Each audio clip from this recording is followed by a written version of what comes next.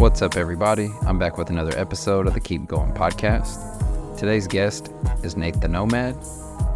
He's a lifelong learner, traveler, real estate investor, and motorcycle enthusiast.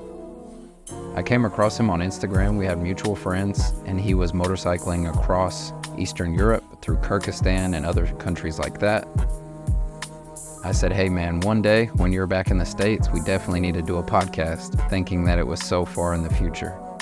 Less than 2 months later, I come into a real estate event that I had scheduled. He's sitting right there.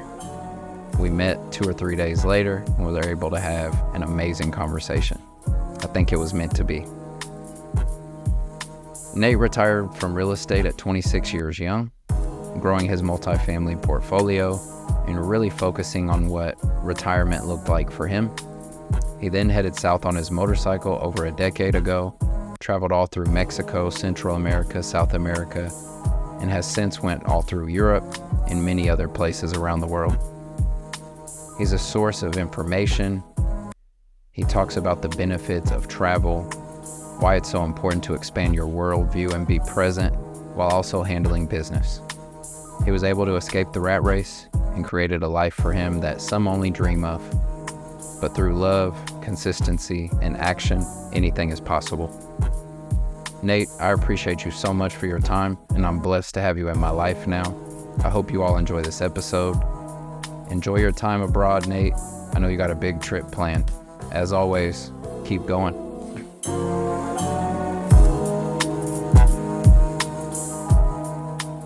Well, Nate, I appreciate you coming on here. Thank you so much. Thanks for having me, brother. Appreciate it. For the listeners, me and you were messaging on Instagram months ago, and you were in Kyrgyzstan. That's right. Yeah. And I was like, hey, I'd love to do a podcast with you because I had Eric on, Eric Perro. That's right. And he's a friend of yours. My boy. Yeah. I saw him on your story yesterday with that car. He's incredible, man. Just a legend. He's such a nice human. He's genuinely nice. Because it's a hard thing because like a lot of people wear a mask, right? But it's easy to see through a mask because it's not Halloween 365. With Eric, I've known him 20 years. I ride motorcycles with him. I was just working on motorcycles yesterday with him. Talk real estate. He's always like a great sounding board because he's done so much more than I have in the real estate arena. Like I fully appreciate what his experience brings to the table. But more important than that, you can ask him. And he's more than happy to share. A lot of people are like, I worked really hard to get this knowledge, whatever. And like, not that I don't appreciate that, but like when I was getting started in real estate 20 years ago, there was no YouTube. There was no books. There was no nothing. So I was just kind of shooting from the hip, hoping for the best. And I didn't even know about RIAs or anything like that. So when I'm looking at buying real estate and apartments and stuff, I was just like, all right, well, I'm going to give it a shot. Hope for the best, plan for the worst. I know he's a special human with that. I remember when we did the podcast, it was a long one because just like you, just an interesting person. He's incredible. And he was walked like, a lot of lives. He was like, I hope that wasn't super boring. I was like, brother, regardless of what anybody says, for me personally, 100%, that was amazing. Well, like with Ari, I mean, he's very self-deprecating that way. And I think most geniuses are because like it's never good enough. Like even like the little car he made me of my car, it's like down to the detail. He's even got like the blue door handle I put on there. It amazes me the amount of energy and effort it takes to build something like that. And the fact that we have technology that can also 3D print and all this. Yeah. But like the simple fact of the matter, he just looked at pictures of my car on Instagram and was like, all right, we got a Ninja Turtle and we'll put the flames and here's the hood scoop. And I'm just like, bro, like this is like high level. Like in my mind, like how do you even do the first thing, let alone all the other things? So incredible human. Pause real quick. Sure. There's this like 5-hour deal I've been dealing with, and I just want to get it done now. So we're good. A listing that I've been trying to get done. Do I need to move a chair or do they all creak? I'm a heavy guy, so like I just don't want that to be on the... I got WD-40 in the back of the car. The good thing is... it won't pick that up? It won't creak too bad. Cool. That's the hard part is like when I'm double the weight of every human, it's like people don't fully realize how hard it is to be a giant. And I never pause them like that, but I've been dealing with this deal that was supposed to close, and it's been going back and forth. So I'd rather text them now before I get too interested. Real estate never sleeps, and I understand it's business. And this is why, for me, I've genuinely chose to make real estate less of a priority, money, because like I value the time. And my phone's always on silent, do not disturb. Like unless I'm like at home and actively like, all right, now's my social media time. I'm not hanging out with friends. I'm not having beer with my buddy or working on a project or whatever. And I think that's the hard part with a lot of people is like, I understand you can't really batch real estate because it's not a 9-to-5 job 100% of the time. And there's nothing passive about it either. And that's the big misnomenclature, I think, of most people. Oh, I'll buy some real estate. I'll be done working. I'll go drink margaritas. Well, you kind of can, but not really. So, yeah, your location can change, but you still have to put 100%. Focus on it. Yeah. And no, I'm big on present and enjoying the time. So I definitely agree with like those sectioned off times because it's always the best when you either get time in nature, time on your motorcycle, or just time with a friend. I think that genuine conversation is crazy. It's huge. Like that's why this has been so much of a blessing for me is I almost get to, well, not almost, I do. I get to schedule a time where I can put stuff on hold and then just talk to this someone. is just me for 2 hours without a distraction. Like these screens are great. They're a weapon of mass distraction. Same with your phone. And you're always on it all day, every day. And it's only going to get worse as time goes on. But like, I think this is the thing, like very much so in that same vein, I'm very much about being in the present moment. And it doesn't matter what I'm doing. Like even if what I'm doing sucks, like I'm digging holes and trying to plant trees or whatever in the property or riding motorcycles through Tajikistan and living my dream, like it's really easy to not focus, like think about tomorrow's troubles and be away from that and not be fully immersed in like, holy shit, I'm here on the Pamir Highway riding these mountains on the Afghanistan border. And I've dreamed about this for decades and I'm here now. It's just as easy. Oh, where am I going to stay? Where am I going to sleep? Where am I going to get gas? And like that, you only have so much bandwidth. So I think worrying is the worst possible use of human imagination. So my goal in life is to, by all stretch of the imagination, not worry, not have stress, because I think that can like physically manifest itself in your body. And I believe that my mom, she died at 52 of a heart condition. I think a lot of it had to do with stress, had to do with money. Not that she wasn't a smart person, it's just lack of financial education or discipline to do.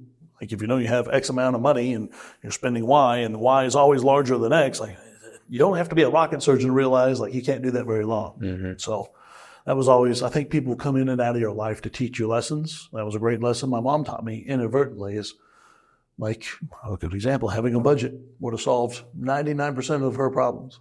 And how old are you now? I'm 38. So you're 38. That's only 14 years. Imagine. You know, and imagine that's the end. Couldn't even think about it because like tomorrow's not promised, right? I mean, you can get hit by a bus on the way home tonight. And that's the way I've always tried to live my life is 110% of the time. Enjoy the moment, but plant seeds for the future. But more important than that, while you're doing this like enjoyment, also make sure like you're doing it responsibly. Like you're not hurting someone else. Like if you want to, I don't know, like ride motorcycles around the world. That's awesome. But like, don't do it if you're married with kids, because if you're gone for 3 years, that's not fair to the wife or the kids. That's not what you signed up for. And I mean, it's just, you have freedom of choice. You just don't have freedom of consequence. And that's something I'm always very, very cognizant of. Yeah. And it's tough because a lot of people get stuck in like why they can't do something. And it's just that as long as you can like make the right choices and just segregate what you do want to do, everything is possible, but 100%. It's not possible if you're trying to do everything. And that's a great way to fail at everything, I think, right? Because like you'll never please everybody, but if you please the people that matter to you, your family, your friends, your whoever, that to me is an awesome recipe to be amazing because like people don't remember like what they bought from you. But no one wants to be sold anything, right? They remember how you felt, right? Like you look at like some of your best friends and the time you had together. It wasn't like they went out of their way to do something special. Like maybe they came and helped you change your tire because they had a flat on the side of the highway. But that wasn't the moment that made you love them. Exactly. That was a very, very small piece of that puzzle. And to me, I think a lot of people, at least in my experience in the United States, can be very transactional with their relationship and their time. And like, oh, well, you can't help me succeed in my business or my whatever goals I might have. Why would I give you the time? And I always think this is kind of bullshit because like for me, I'm kind of like, you know what, even if I can't win, like it's kind of like the ripple effect. You're probably going to help other people that will never even meet you. And one of my favorite sayings is like the man that plants trees knowing he'll never sit in the shade is a very wise man. And I always thought, you know what, like that makes a lot of sense because I see this over and over and over and over again in my life. And probably because I'm looking for it, but that's another thing though. Once you set your intention to what you're looking for or just like have the want for it, it starts to happen. And at first, for myself, I mean, and probably for you, it starts surprising you at first. Yeah. And then you're like, okay, I'm not trying to expect, but I'm also not surprised.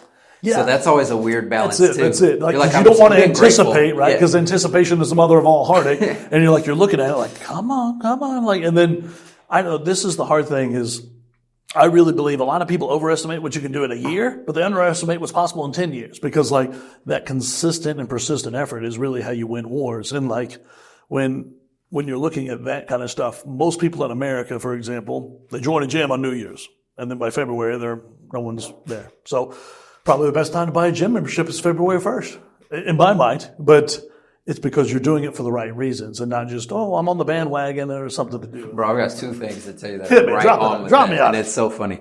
Me and my wife talk a lot. That I literally text her when I was on my way here, even though we just saw each other and said like, you're the most consistent thing in my life. So I appreciate you because we're always able to just catch up and kind of like talk about what the individual is going through. And it's usually not with each other. It's not like you've done this. It's like, hey, this is what I'm dealing with so-and-so. Right. But 2 things she said is she had a friend that was talking about getting in shape. And he was like, well, I'm going to do a membership and do this, this, and this. And I was like, man, it's so tough when people have to try and make it all the way or not. Mm-hmm.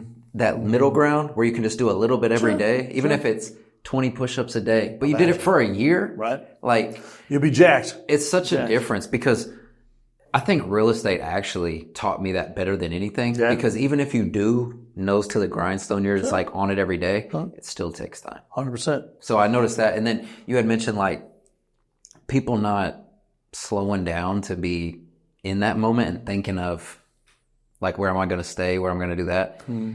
It sucks that that's so easy too. Cause sometimes I catch myself, I'll be doing something cool and I'm like, not getting ready to leave, but I know I have stuff to do later. So I'm like, okay, what time do I have to leave? I'm like, man, and that's been empowering too, to just like chill. Luckily I have a partner who supports that. She's like, hey, don't even text me like when you're going to be home. Like text me when you're headed home. So you don't feel pressure to be like, oh, I'm about to leave. And then me and you start talking and I'm like, oh shit. Right. So and again, that's something that can pull you out of that moment, right? Like to where you're not there. Exactly. And I think that's the biggest travesty of all. Because I mean, like you can be a great dad, you're always there at the Little League games, but if you're always there on your phone doing business, little Johnny doesn't give a shit. Like his dad's there, but he's not really there. And to me, it's like I see a lot of times, not just in America, all over the world, like people are zombies. People are awake, but they're not fully alert and aware. They're walking or driving or whatever, they're on their phone, they're thinking about the next thing, the next deal, the next house, the next girlfriend, whatever it might be. And like, I feel bad for them in a lot of ways because it's like, you're living your whole life in the future and you're not enjoying what's right here, right now. And you've dreamed about this moment for so many years and you don't even appreciate it because now you've moved the measuring stick and the measuring stick is never enough. And then, it's like that carrot. That's it. And you just keep running. But you hit it on the head because there's moments where I try, or not try, but my mind goes to get sped up. And I'm like, man, just enjoy today. Sure. Because I think it's kind of what you've already been saying, but I think it was someone like, don't spend today thinking of tomorrow's problems or don't try to solve future problems that you don't even know yet. Because it is easy to get stuck in that. But it's also nice when you're like, hey, I did my best today. Right. Now, it's hard for a lot of people, but especially entrepreneurs, because they want to get to some point so fast. But man, I just know how fast. So I've been in real estate almost 10 years, but I think, man, that's awesome. I think it's like 8.5 in a month or so. Yeah. So on that trajectory, and I look back and I'm like, man, that flew by. I had a lot of memories, thank goodness. Sure. But I need to keep living that way. Cause if all those times when I was stressed out because like, oh, I want to go do this trip or I want to backpack here or I want to camp or I want to hunt or I want to go hang with a friend. If I got caught up in like, no, I can't do that. It's like, I would have missed all those moments because not much changed. And something else you said is like when you're growing as a human, obviously there's people in your circle you have to cut off. Yeah. But there is a balance there where there are some of those people that you can connect with just for that level. Like you said, I don't have to get X amount out of each person. Sure. Maybe this is just my 2 beer drinking buddy. Yeah. We have our 2 beers. We catch up. It's good to see him. And there's nothing wrong with that. And I don't even have a worry about like all the problems he's going through. And I think when I was first getting into it, I was like, well, I can't hang out with that person because they're not helping the goal. And it's like, hey man, like not everyone's meant to do all those things. That's it. Like this guy does this. This guy I play pool with once a month. Sure. And that's the extension of our relationship. This person I see once a year. But I think sometimes I got caught up like, Just wanting something absolute. And there's nothing like that. You got to just ride it. Fair enough. As you know. Yeah, I mean, that's probably good sage advice for anyone, like young, old, real estate business, not employee, W-2, doesn't matter. I think a lot of the problem can be it's different seasons of life too. Because like your beer drinking buddy when you're 20 is different than your beer drinking buddy when you're 35. Yep. 100%. At least that's been my experience. So you're looking for different things, and you actually need different things, and you are a different person. Because like just like a caterpillar, you have metamorphosis, right? Like if you're not flying, something's wrong. Like you're supposed to change. You're not supposed to be a caterpillar your whole life. That's why butterflies exist. And I look at a lot of people I used to work with 20 years ago. Great guys, awesome, salt of the earth dudes. A lot of them still happy doing the grind, and that's fine. But some of them aren't. And I just like, man, you got the best years of your life. You're not getting younger. You're not getting healthier. It's a short trip, man. If you're not having fun, something's got to change. And I think some people, like we said earlier, want it to be all in or all not. And it's like, hey, just take that weekend trip. Yeah. Or do that one night thing. Once a even month. a staycation, just being here and not being in your same routine. Like, I think you don't have to go halfway around the world for adventure. No. And when I say like the overnight, I'm like, one time I went to Arcadia. Yeah. That's 30 minutes. Literally. Yeah. Sat in my tent, recharge. Awesome. Yep. Or just at your house. Just have a peace day. 100%. Where you can just unplug, phones off, you read a book, sit on the stars in a hammock. Hang out, hammock. Yep. So just easy. something. So easy. But the world speeds you up, especially where we're at. But well, in the United States especially, because it's what we're designed for, right? It's what we're geared for as a society. And in school, you're not taught a lot about money. That's why they spend 3 years teaching you pi times r squared, something you're never going to use. They don't teach you anything about taxes or assets or liabilities, this kind of stuff. How crazy would it have been to be in 6th, 7th, 8th grade and like learning taxes? Change the world. It would change the world. I didn't even know what taxes were until people our age don't know what taxes are. No, I didn't know what they were until I'm self-employed. Like, yeah, exactly. Because before that, you're like, do I get a refund? Sure, that's the whole thing. This is a forced savings account, right? Giving the government an interest-free loan for a year, and then they huck you back whatever money they think that you're capable of having or worthy of having, and that's a whole other conversation altogether. But like the hard thing for me is like, this is something I feel specifically led to do, is helping young men. I don't think I really help young women the same way, like 17, 18, 19-year-olds, because I don't know what it's like to be a girl that age. It's different social pressures and all that. I know what it's like to be a young man that age and not know where to go and know you want more and know you're capable of doing more, but just not having, at my time, not enough information. Or direction. You're just lost. Exactly. You have zero. You're just like lost to the winds. But today, it's almost like there's too much information. Like there's almost like too many podcasts and too many books. Because I remember when I went to Oklahoma City Library, I was 18 and there was like 4 real estate books and CDs on tape, books on tape. It was like an open book. And it had cassette tapes. Oh, yeah, and the sleeves. Yeah, and I remember I got one. It was by Charlton Sheets. He bought and sold mobile home parks. Something I never really thought about, like actual mobile homes in the mobile home parks. And it was stuff from the 80s. Like, it's talking about interest rates of 19% and like owner finance. And it was just things that I was just completely oblivious to as an 18-year-old kid, thinking like, what the hell is this? This doesn't even make sense. And I listened to it a few times. And there were some nuggets of gold, but probably 20 years into the future, a lot of the stuff he taught was kind of stories of those age. Like in the 80s, real estate was a different thing. Just like today in 2026, it's a dramatically different thing than it was back in 2007 when I got started. So that was a big deal when I was talking to Eric, is he's been in the game long enough that, and you've been doing real estate a long time? Yeah, I bought my first apartment building when I was 19. So that's early 2000s? Yeah, 2007. So you and him, you all got to experience so many waves, even though it's fairly recent with saying 20 years, but that's still a crazy wave. To an ant, that would be an eternity, right? Because they live like 6 days. But like to us, it's kind of a flash in the pan. But like in the great scheme of things, on an earth that's 400 billion years old, it's nothing. So, it's all relative. And for me, when I look at like the real estate stuff, it's like I have to remind myself, like when I got started, again, I didn't have any information. I didn't have anyone that was already doing it. I didn't know anyone that had bought it. My own parents, they didn't own their own house. They rented. For decades, they rented houses. They moved every 2 or 3 years to a different house, and they were always nice houses, but they never actually bought one because they weren't really creditworthy enough to buy one. They couldn't actually get a mortgage. And even in 2006, when all you had to do was fog a mirror and they gave you a mortgage. Me, as a 19-year-old kid, I got a mortgage to buy a quadplex, and I didn't have any money. I had literally had no credit history. I had nothing. I just asked enough banks until finally I got a yes, because I figure if you keep asking, the answer is always no until it's not. What led you to want to buy real estate then? At 19, that's a big deal. Well, so I read a book called Rich Dad, Poor Dad when I was 14. Changed my life. 14. Yeah. Wow. Yeah. I didn't read it till I was 24. Imagine, like it's all compound interest, right? Because like imagine if you would have read it when you're 34. I mean, you're not That's a even different there. game. It's completely different, right? Different stage of life, different responsibilities. So for me, I was raised by my grandmother in Knoxville, Tennessee. We grew up pretty poor, and we still had food and that kind of stuff. But we definitely, it wasn't like, oh, I want to get a new motorcycle. Let's just go down to the store. It was like, well, someday. Like that was always for about 20 years. Yeah, that was it. And like for me as a young kid in middle school, I was always like, man, I'd love to have a dirt bike. I was watching the X Games and watching like dirt bike shows and VHS tapes at that time. And it was just like, holy shit, these guys are out in the desert hitting jumps. And like, I'm over there on my bicycle pretending like I'm cool and wanting to be those guys. And then I moved out here to Oklahoma City, moved out with my mom and my stepdad when I was 13, 14 years old. That's my stepdad had Rich Dad, Poor Dad, and he was a little bit of an entrepreneur.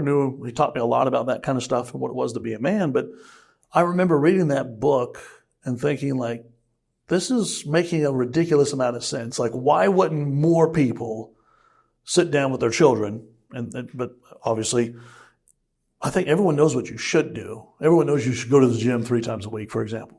Not everyone does, and definitely not everyone does consistently. So, like, it's the same thing with money and lifestyle and that kind of stuff. Like when I read that book and it's like talking about your assets, buying your liabilities, I was just kind of flabbergasted as a 14-year-old kid sitting there. And I lived down past Altus, Oklahoma, a town of 400 people. What was the town? It's called El Dorado. Yep. About shit all there. Yeah, I'm familiar. So my aunt lived in Duke. Okay, so my friends, like some of my friends from high school went to Duke because they actually had a nice high school. Because we had like a high school that kind of integrated. All the kids went to one because we had like 9 people in my graduating class. Wow. And then I went to Altus to be an aircraft mechanic. I graduated early from high school at 16, and every day I went to Altus for 2 years, and I got my airframe license. And then I came up here to Oklahoma City at the Metro Tech years later and got my power plant license. So when I turned 18, I graduated technically high school, and then I graduated aircraft mechanic school. And then I came up here to Oklahoma City to work at Real Rogers.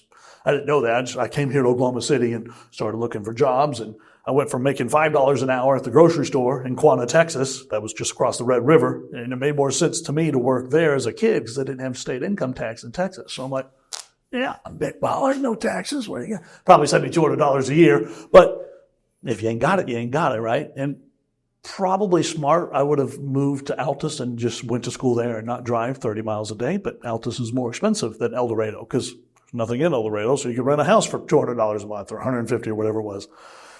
Obviously, Altus would be much more expensive, and obviously Oklahoma City, much more expensive. So when I moved to Oklahoma City, I went to Jiffy Lube making $10 an hour, and I was like, holy man, I'm a baller now. Doubled my income. Exactly. Overnight, I was just like, holy shit, I'm changing oil. I'm not putting groceries on the shelves. I'm like actually doing something I enjoy, changing oil and rotating tires and stuff. This is like fun things for me, especially I think I just turned 18.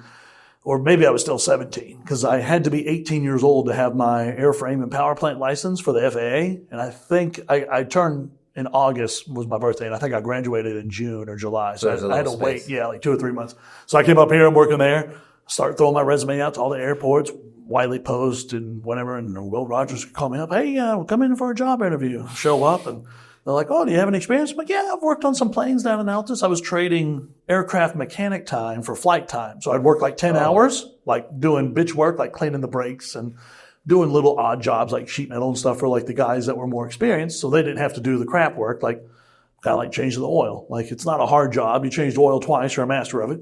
But it saved them from having to do the bitch work, and they got to do the real work. And I did that after school for 2 or 3 hours every week, or every day rather. And then after like, I don't know, a month, I'd have enough time to go fly for an hour or two, and I had an instructor and go up there and learn how to fly because I wanted to be the best candidate for a military program in the Army called the Warrant Officer Program. Now, this is a holdover from Vietnam where it's called high school to flight school. So instead of going to college for 4 years, you go from high school literally to flight school. And this is from Vietnam. They were losing so many pilots so quickly. Jeez. They needed more people to fill the seats. And so they still have that program even today. And I was trying to get in at 17 years old. I wanted to make myself the perfect candidate. I'm already an aircraft mechanic. I'm already an aircraft pilot.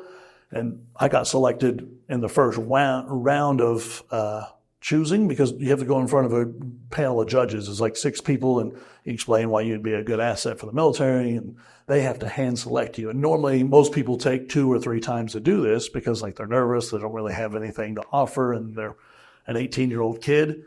And I made it on the first round just because like I was like, look, even if I fail out, you can put me as a warrant officer, or I fell out of the warrant officer program, you can put me as a mechanic, maintenance chief. You don't even have to train me. I've already got the license. Done. Easy. I made your job easier. Show me that I can't be an aircraft pilot.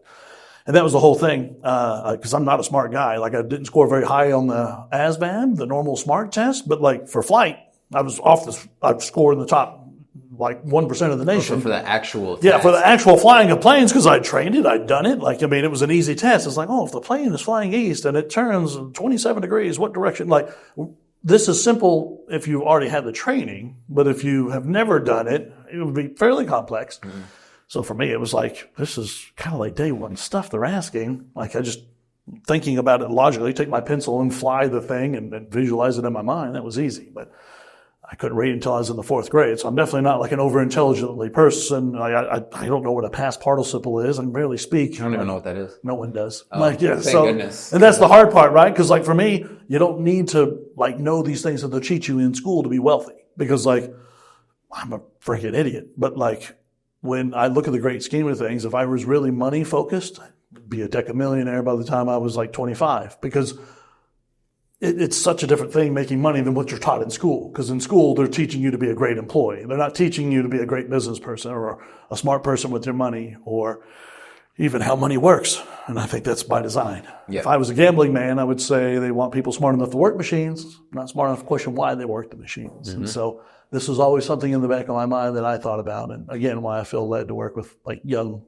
guys and kind of help them along their way. But that's a whole nother thing. So I guess going back, I didn't make it in the warrant officer program. I think everything happens for a reason. God, universe, whatever's up there.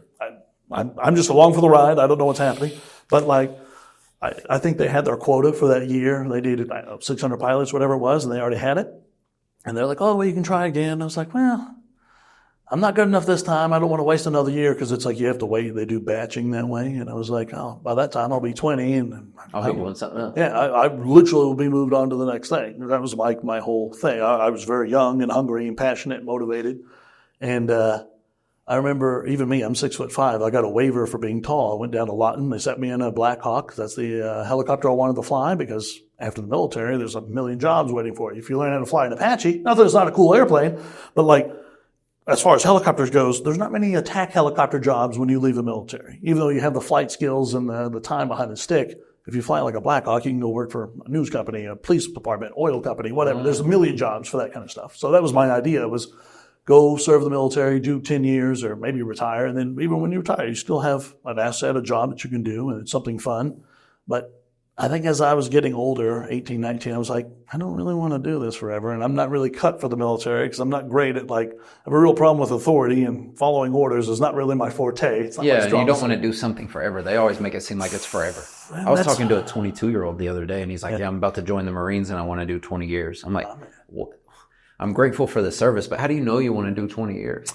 Like, that's the hard thing. I think 20 years is a long time, right? Anything's fun for 6 months. Like, being a rock star would be fun for 6 months. Like, after you do 6 months of being on a tour bus and the groupies and the drug, like, it's going to get kind of lame. I think having a job, a business, it's fun for 6 months. But after you really get down to the nitty gritty, or even like having a girlfriend, like you're dating, you're figuring each other out, hold hands, kiss a little bit.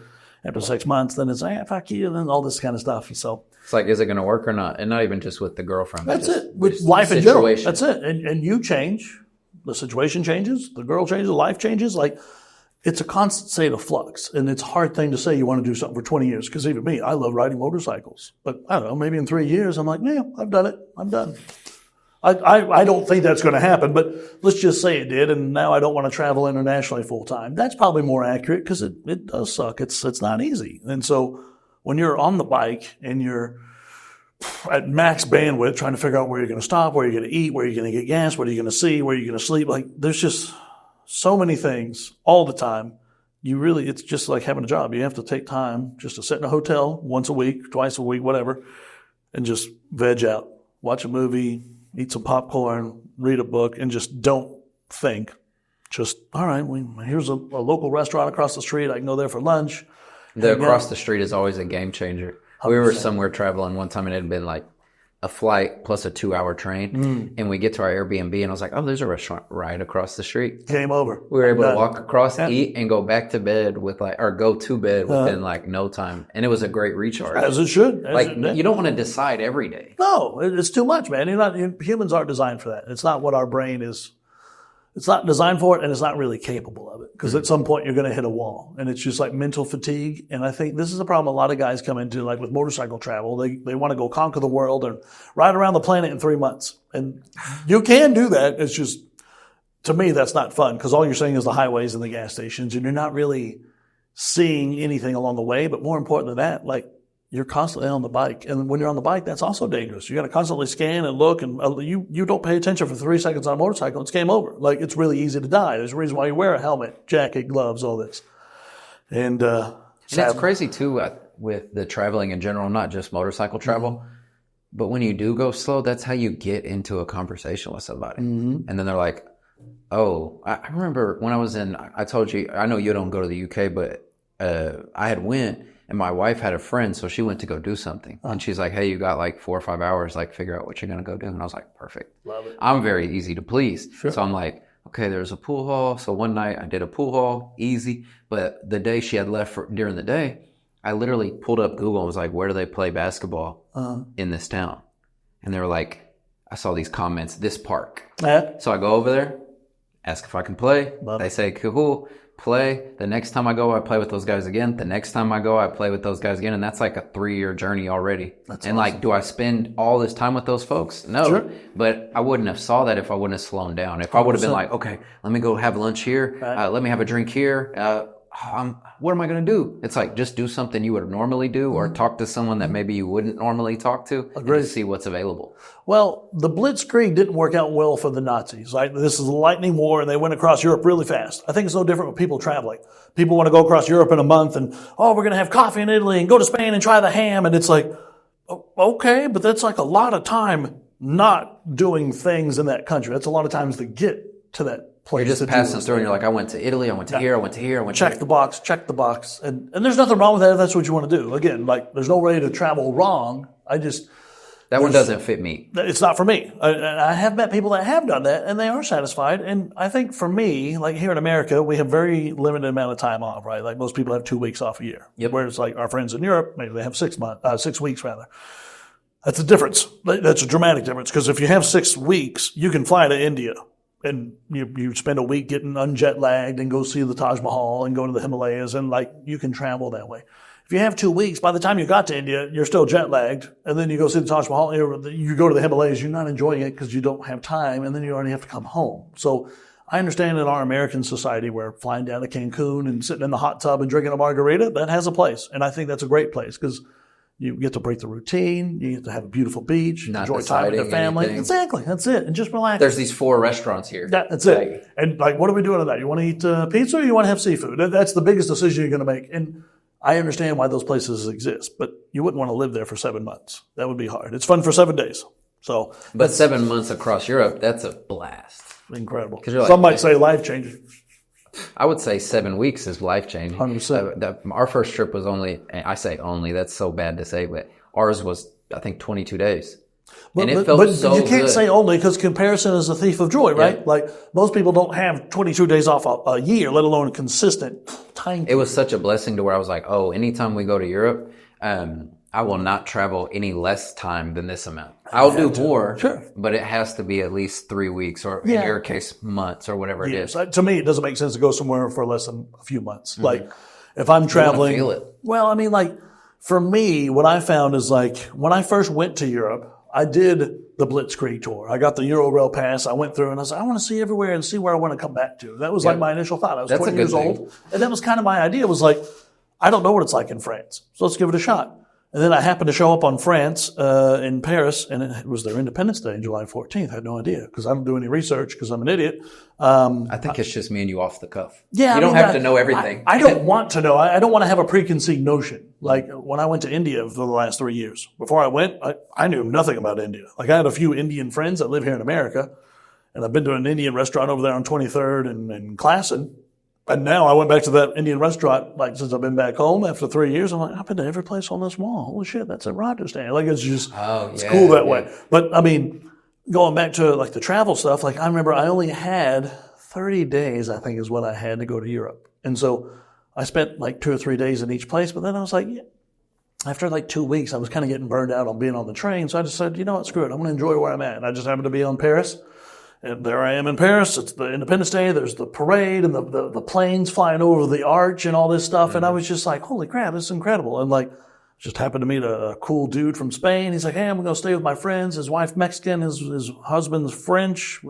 You're welcome to come, because there was no room in any of the hotels or hostels. Because I had no idea there was the Independence Day. I just showed up thinking like, is everything booked? What the hell's going on here?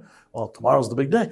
And it was one of the coolest experiences ever. I stayed with those guys for like 3 or 4 days. We were riding bicycles through the park and drinking wine, went to concerts. They took me like their favorite little like Parisian restaurants. And like, had I not had that experience, like I probably, I would have missed out on great friends and a cool memory and experience. But I think it would have been a disservice to my time traveling. And that's the hard part is, again, there's no way to do it right or wrong. It's just, what I find is every time I read the book, The Tortoise and the Hare, the turtle wins. I've read that book probably 20 times. And when I'm traveling, I think of the same thing. It's no different. Just go slow and steady. Enjoy where you're at. Do what you're doing. And if it sucks, leave. You're on a tree. You don't have roots. They make planes. You can be anywhere in the world in 24 hours. But if you're not hating it, just like you said, go talk to someone you wouldn't normally talk to. Go do something that you would normally do, like playing basketball, or for me, like riding motorcycles. Yeah, any activity you normally do, just go to where they do it. And it's, I don't know if everybody's like that, because maybe some people would be like, well, I don't want to go ride motorcycles with strangers, or I don't want to go play basketball with strangers. But I was like, that's like a universal activity. Sure. Like, I met a friend. I went to a pool hall, met a friend named Taff that's turned into a brother from the UK, and now we've been back a few times and hung out with him, but I was just talking about it this morning.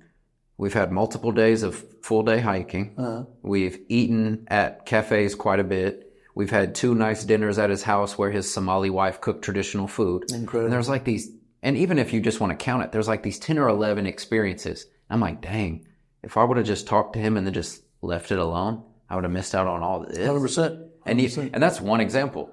Yeah, and then one very small example, right? Because how many people do you meet in a given day? Yep. I mean, tens, hundreds, I don't know. Yeah. And this is for me, when I'm traveling, if I ever see not just motorcycle people, but anyone broke down on the side of the road, I'm a mechanic. I'm an aircraft mechanic by trade. I have tools for a reason. I always pull over, help someone. I'm not looking to gain anything, but I've made so many amazing memories because of the people I met, because I stopped.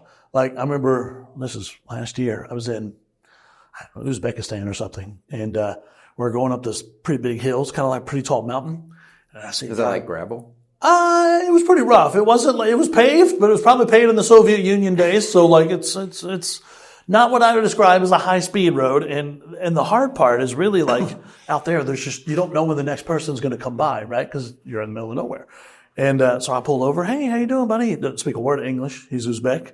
His wife, kids are in the car, and he's got the hood open. It's just shooting out steam everywhere. And he's telling me, oh, hot. And I'm like, okay, let's see what we got.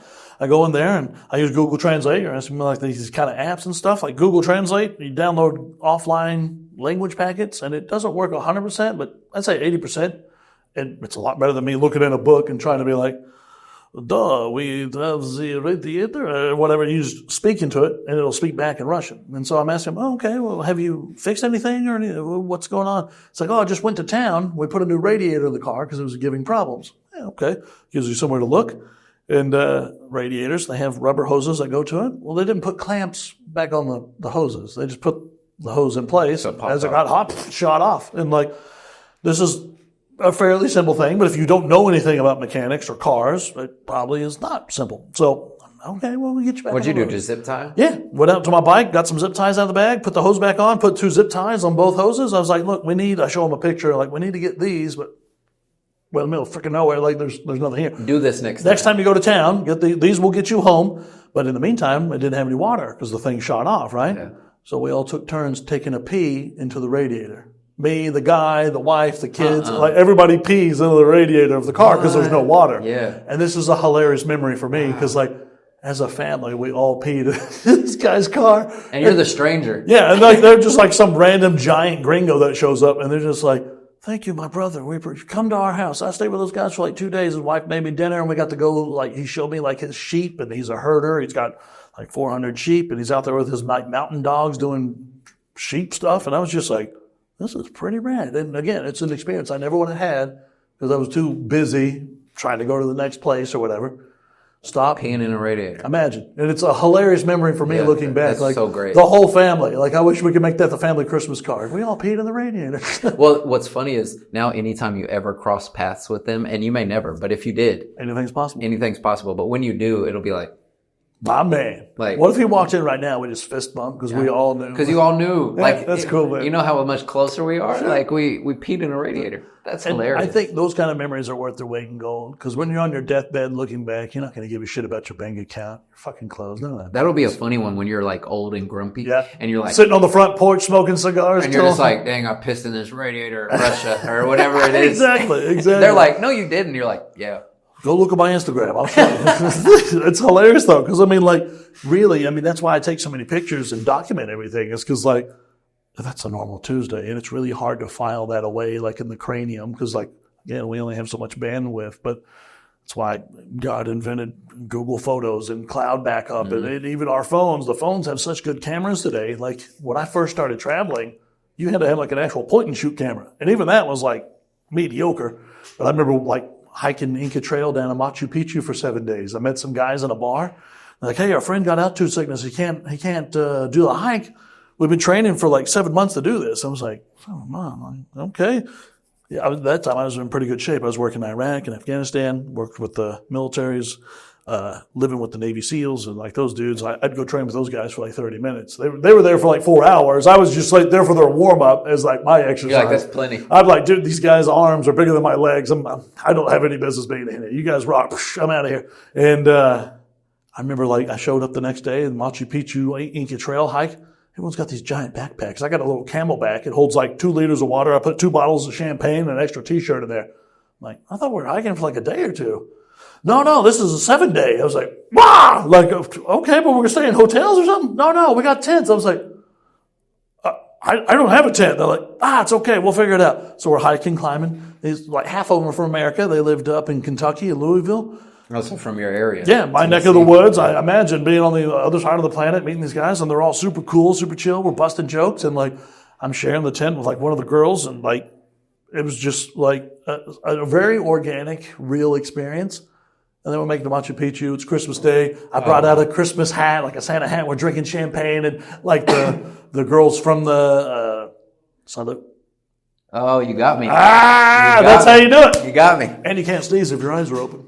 Can't physically do You're it. just like, no, you got me. I really stopped Nice. with the early salute. That's the way to do it. And so, like years later, this is probably 4 or 5 years later, I'm back home seeing my grandma over there in Knoxville. One of them sees me on Instagram. She's like, hey, we're having a housewarming party. We just bought a house. And I was like, no shit. And like, I drove up there, got to see him. We hung out for a few days, went like rock climbing and belaying and everything, and like riding horses up in Kentucky. It was awesome. And like, again, if I wouldn't have said yes to that experience, being in that bar with random people, I would have missed out on the entire Peruvian experience and the entire American experience. It's just like a connection forever now. 100%. But it doesn't have to be tapped all the time. Yeah. It's just like here and there. That's it. Oh, hey, I'm in France. This one French guy I met. What are you doing? It's like, oh, well, come do this, this, and this. And you're like, this is so crazy. It's the best way to do it. Like really. it's kind of insane because it can be small like that. Like you're across the world. Well, on that one, you're below us, but still. Still You're on the other hemisphere. You're in the other hemisphere. You're in Peru and you meet some people from your neck of the woods. And then that's what's funny is like, usually when you're traveling, you're like, I want to meet new people, whatever. 100%. You meet someone that's from anywhere close to you. That's my It's goal, like- is never to be an American. But when it then happens, it's like, holy shit, okay. When it happens, you're like, okay, we're on the same page. And it's kind of fun because like for them, they really took it serious. They were training with like backpacks and these like rebreather machines. So like, because it's altitude, right? Kentucky's maybe 2,000 feet above sea level. Down there, you're at 12,000 because you're pretty high up in the Andes Mountains. 12,000 to start. Yeah, you kind of go up and down peaks and valleys all the way so up you're to like like 14, 16. And so 8 to 14 or? yeah, something like that. And it's like a lot of people have problems with altitude. I never have.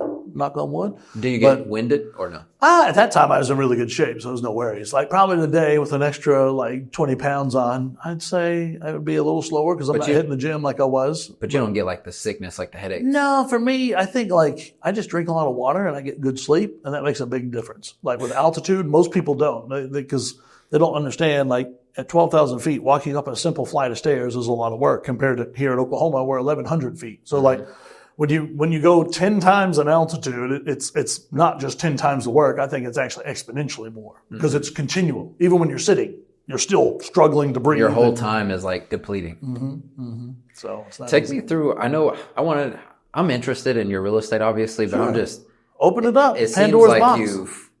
you bought the quadplex when you're 19. And so that was your first residence. So you lived in one, house hacked the rest? So I was actually, when I bought that building, I was 18, living here in Oklahoma City, working at Will Rogers, and I was on second shift, making $13 an hour. From 5 to 13? Yeah, so I went from 5 to 10 at Jiffy Lube, and then from Jiffy Lube, 10 to 13. I was like, holy shit, now I'm a big baller. You're like, I might be able to just stop here. I was like, you know what? I've made it. I've done it. Like, I'm pretty cool. Don't want to, but I mean, at that time, I was young and dumb, as you should be, because my grandfather told me to be old and wise. First, you have to be young and dumb. It's very true. But I think I tried to never let my ego overdo the work because like I always knew I had it. And it's always like a dragon leering in the cave. And it's good to have because I think in a lot of ways the ego can help you. I think in a lot of ways it can hurt you. And I know like in my personal relationship and stuff, it's always like, all right, I have to remind myself to keep that in check because like I know who I am. I also know who I'm not. And this is my parameters, and I can only do so much. So, like, going back to the real estate stuff. Because buying a quadplex first is kind of crazy.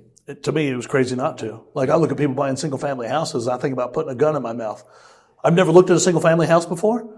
And, like, 2 weeks ago, I was down in Moore. My best buddy, we borrowed a snake because, like, I found an off-market deal. It's got a collapse on the slab, and it's like 8:30 in the morning. We're fighting the traffic to get down there. We're snaking this line. I'm like, what the fuck am I even doing with my life? Like, I'm going to make an extra $1,000 a month, maybe on cash flow after I spend 2 months rehabbing this thing for another 40 grand. This is dumb. I'm out of here. Like it doesn't make sense to me. Single family homes. It was always multifamily because there's no exponential gain. Like a good example, the lessons I learned on a quadplex, I can take with me and go buy 100 units all day long. The only thing that changes are the numbers, right? Everything else is exactly the same. Right. Buying a single-family house is a lot more, this is the square footage, this is the neighborhood. And not that those things don't matter with multifamily. They just matter a lot less. It's a lot more empirical with multifamily because you look at like an apartment building and, okay, it's got a 7% cap rate and its NOI is 190 grand last year and very mathematical. This is like you learned this math in fourth grade, which is great because I'm not a smart guy, right? But like when you understand that math and you can look at any apartment building within 6 minutes on the back of a napkin, have a pretty good idea, plus or minus 10% what it's going to be worth. It makes it easy. Probably you can do that with houses, but it's no exponential gain, right? You have your buy box for your houses. All right, I'll buy more, and then between these streets and this street, a 3-bedroom, 2-bath garage conversion, and that's your buy box. And as soon as it comes on the market, you can buy it. How long does it take to find 100 of those or 300 of those? I would say a lot. I don't think you can do that in the summer. How long does it take to buy 300 apartments? Probably 90 days to close. I mean, realistically, and the banks are happy to lend you the money. Whereas a single family house, you're going to run into that glass ceiling. So in my mind, as a young buck, I didn't know what I didn't know. I didn't know I couldn't afford an apartment building. It's 2006, 2007. I'm graduated high school. I'm making a little bit of money. But at the same time, I'm very, very budget conscious. I moved up to Oklahoma City. I stayed with my mom and dad for about a week and went on Craigslist because that's back in my day. That's how we did it. Yeah. Go on Craigslist, room for rent. First room that comes up, it's out in Surrey Hills. It's Council and Northwest Expressway. Guy, his name is Mark. I don't remember his last name. He's an awesome dude, and I wish like hell I could remember his last name. This was kind of like his bachelor pad. He's married, but the old lady doesn't know about this house. He had this house before they got married. Okay. This is where he keeps his dogs, where he keeps his Harley. His dogs and He's got Harley. 2 like chocolate labs. He's got a couple of Harleys. And he's like, look, man, I'll be honest. I show up. I'm like, man, this is a beautiful house. It's on the golf course. It's like 4,000 square foot. It's got a giant octagon living room. And then like this wing is like kind of an apartment. It's like a private area, bedroom. And then there's like an octagon with a kitchen. And then the other wing is like another bedroom area. So kind of have your own sides of the house and everything. And he's like, dude, I'll be honest with you. I'm only here on the weekends. Come here with my buddies. We watch the fight and drink a few beers and maybe go ride the Harleys once a week or something. And he was really upfront about it. He's like, I just need someone to take care of my dogs. And maybe if you want, like, you can start the Harleys, go ride them. You know how to ride? He's like, yeah, I've been riding my whole life.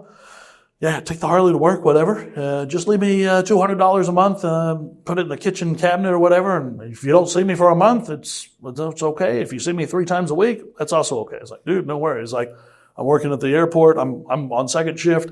I'm working 100 hours a week. I have 1 day off a week, maybe, if I'm lucky. And probably that's not realistic. Probably it's a half day. It's like, look, man, no worries. He asked me to buy dog food, take the dogs for a walk. All right, I can do that twice a day, no worries.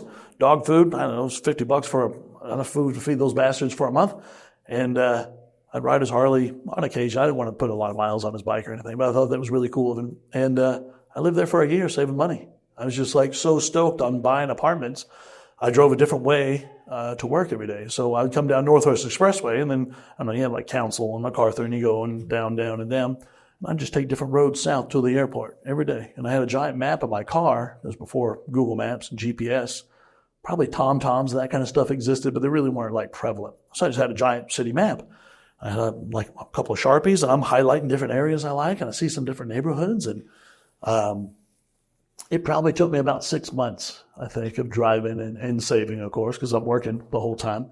And I remember coming through like 2 or 3 different neighborhoods. I was like, wow, this has definitely got like the right feel. Like the wave wasn't there yet, but you could see they were putting infrastructure in. They were repaving the streets, doing the sidewalks. And so I went down through the Plaza District, and they put wrought iron street lamps down there and big sidewalks. And 16th is a pretty big thoroughfare. And there was a lot of businesses there, but it was still really rough. There was like drugs and violence and gangs and that kind of stuff. But I remember thinking, like, if Oklahoma City's put millions of dollars here, probably there's more to come compared to, like, I found a quadplex there, saw a realtor, his name's George Massey, great guy, and I pulled into the driveway. I'm like a 19-year-old kid on my way to work. Hey, this thing's for sale. He just put a RE/MAX sign out front. He's like, yeah, actually. I was like, hey, I want to buy it. He's like, okay. I'm like, it's a duplex, right? No, it's a quad. I'm like, even better. Let's go. Well, you want to put it under contract now? He's like, you got any money? I'm like, yeah, a little. I didn't know. We show up to the office. I was like, hey, I got to use your phone. I call my boss down at the airport. Hey, Chuck, I'm sorry, buddy. I'm buying an apartment building. I'm going to be a little late today. Chuck thinks I'm bullshitting, right? Because I played some jokes, some pranks and shit on it. Like, because they're old, right? When you're 20, 60 years old is a million years old. So I'm always like busting their balls, old gray beard and this kind of stuff. But like, they took me under their wing and they treated me better than most people's family. So I'm grateful beyond measure to have those people I worked with. But I'll never forget, I put this thing under contract, paid full asking, I haggle on it. Yeah, I'm 151. I'll offer 147. I have no idea what I'm doing. I'm like, yeah, that sounds right. And I'm looking at the math, like, I can cash flow, I can live in one of the units, rent out the other 3, because that time they rented for about $400 a month, which probably it'd be a miracle if you collect it, but you get it because they had Section 8 and a lot of not awesome tenants in there. Out-of-state buyers, they were California investors, and I went back to my work like 5 or 6 hours later. Chuck, look, I bought an apartment building. It was actually just a contract. We're still at 90 days, but he was like, oh, shit, man, you really did. He thought I was bullshitting. And like, for him, like, he knew when I was 18, 19 years old. He's like, the hell are you doing buying an apartment building? I'm like, the hell are you doing not buying one, bro? You can live in it for free. Like, duh, this makes sense. But for an average person, it probably doesn't, because most people just want to go to work, go home, watch the game, get drunk, beat their wife, mow the yard, whatever normal people do. And like, it was such a different thing for me, because I talked all my friends. They were like heard about it until I was blue in the face. Oh, I'm going to buy real estate. I'm going to buy an apartment building. I'm not going to work on airplanes forever. Where most of the people I was working with, their dream was to have this job, to get to Will Rogers or Tinker Air Force Base. And I would literally start a shotgun before I did that my whole life, because I was like, I'm not doing this forever. I'm here to earn money to be able to get this done. And fast forward 3 or 4 months later, I'm buying the building, closed on it, moved into one of the units. And like the first week, the cops break in the front door to the building and then the front door to one of the apartments, and a lady's like dealing meth, and like, I'm just sitting there as like a kid, like, holy fuck, like, I could have just opened the door for me and called me. Oh no, we had to do it. They're selling drugs. We didn't know who to contact because there's no owner. I'm like, the owner's right here, bro. Like, they're like, what? And that was like the SWAT team guys. They were like, I think I owned the building 6 days. It wasn't a whole week before they like kicked in the door, and they did thousands of dollars of damage. And like when I closed on that building, I think I needed, so with the quadplex, as you know, like you can buy with FHA financing, right? You need 3.5% down. So I think I bought the building for like 150 grand. I knew I needed about 10 grand to close, all the fees and everything. So I had about 10 grand. But like some of the fees were a little bit more than I was anticipating. Of course, a young kid, you don't know that. So like I closed on the building and I had about, I think I had like $27 left in the bank after everything. Damn. Like, well, the next paycheck's 2 weeks away because I closed on a Friday and I got paid every second Friday. So I was like, shit, all right. So went to Walmart, bought like a case of ramen noodles, some tuna, and You were going to make it work. I was like, that's what I got. I already had a full tank of gas because I made sure to do that before I went to closing because I didn't want to run out of gas and like not show up. So I got that done, and I think they had like a special like cinnamon toast crunch. It was going out of date, and it was like $1 a box. I went and bought all the cinnamon toast crunch a man could have.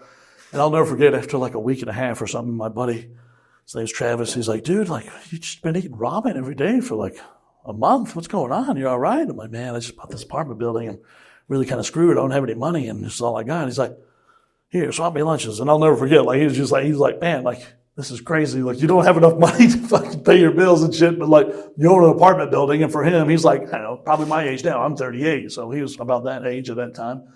And he like swapped me his sandwich or whatever he was eating. I think he had some Chinese food left over. And I was just like, oh shit, that was the first meal I had that wasn't ramen noodles in like 3 weeks. Wow. And then I got paid. And then, of course, like. Then it started evening out. Well, I mean, you say that. I mean, like, it was still a learning curve, right? Because I didn't know contracts and leases. I didn't, oh, shake your hand. Hi, I'm the new landlord. Yeah, if you need anything, I'm here. And like, oh, of course, no one ever pays. And you try to help people, and people take advantage of you.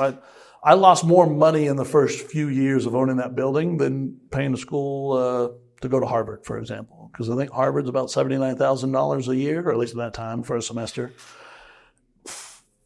I probably lost in or around that ballpark of money just from maintenance and bad tenants and just things that you don't know and things that you don't know you don't know. And then learning the things that you don't know to overcome those kind of things. And again, because I didn't really have a team or anyone I knew to lean on or ask questions, it wasn't like, hey, I need to evict this person. How do I do it? It's like, I guess I got to go find an attorney or something. I guess that's how you do it. Like, shit, I don't know. And then you got to pay the courts and the sheriff, and then you have vacancy, and then you got to fix the apartment. And of course, I'm trying to do the apartment renovation myself, but I'm also working 100 hours a week as an aircraft mechanic. So the last thing I want to do after working 14 hours on a jet is come home and rip out the tile behind the bathroom or whatever. And relay it. Imagine. And all that. And it's like 5 a.m. and you're like, fuck, I gotta be at work in 6 hours. So it was a hard thing to learn. And I'll never forget though, like that SWAT team knocking in the door, and the dude was like, he's probably my age, like 30s, 40s.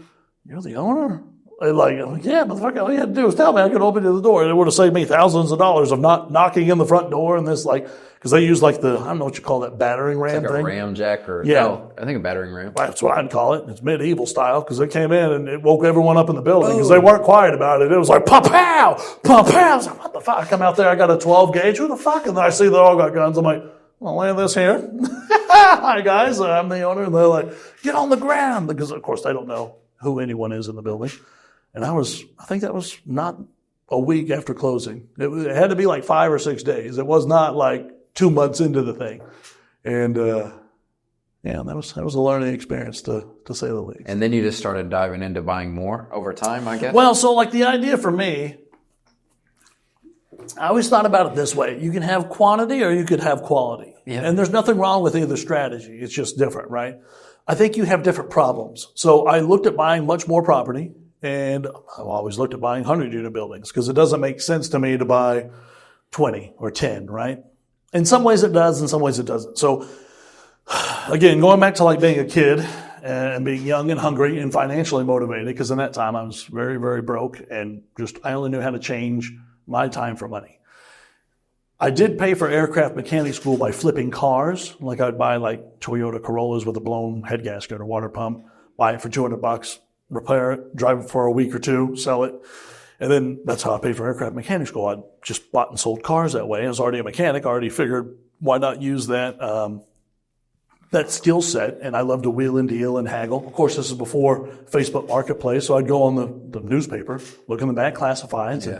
There would be all those squares. That's how it was in those days. And I would just call them up. Hey, I'm I'm down here and you're in Altus. I'll be there tomorrow. I can give you $200 cash. And I had a friend of mine that had a truck, and I'd borrow his truck and pick it up with a car dolly or whatever. And that would be kind of like aircraft mechanic school wasn't super, super expensive, but it wasn't cheap. And then you would rebuild the engines and things yourself? Yeah, exactly. We had a big barn out outside of town. It used to be an International Harvester dealership, and I'd roll trucks or cars. I quickly found out Camaros and stuff were fun to work on and drive. They weren't fun to sell because, like, no one's got money for a Camaro.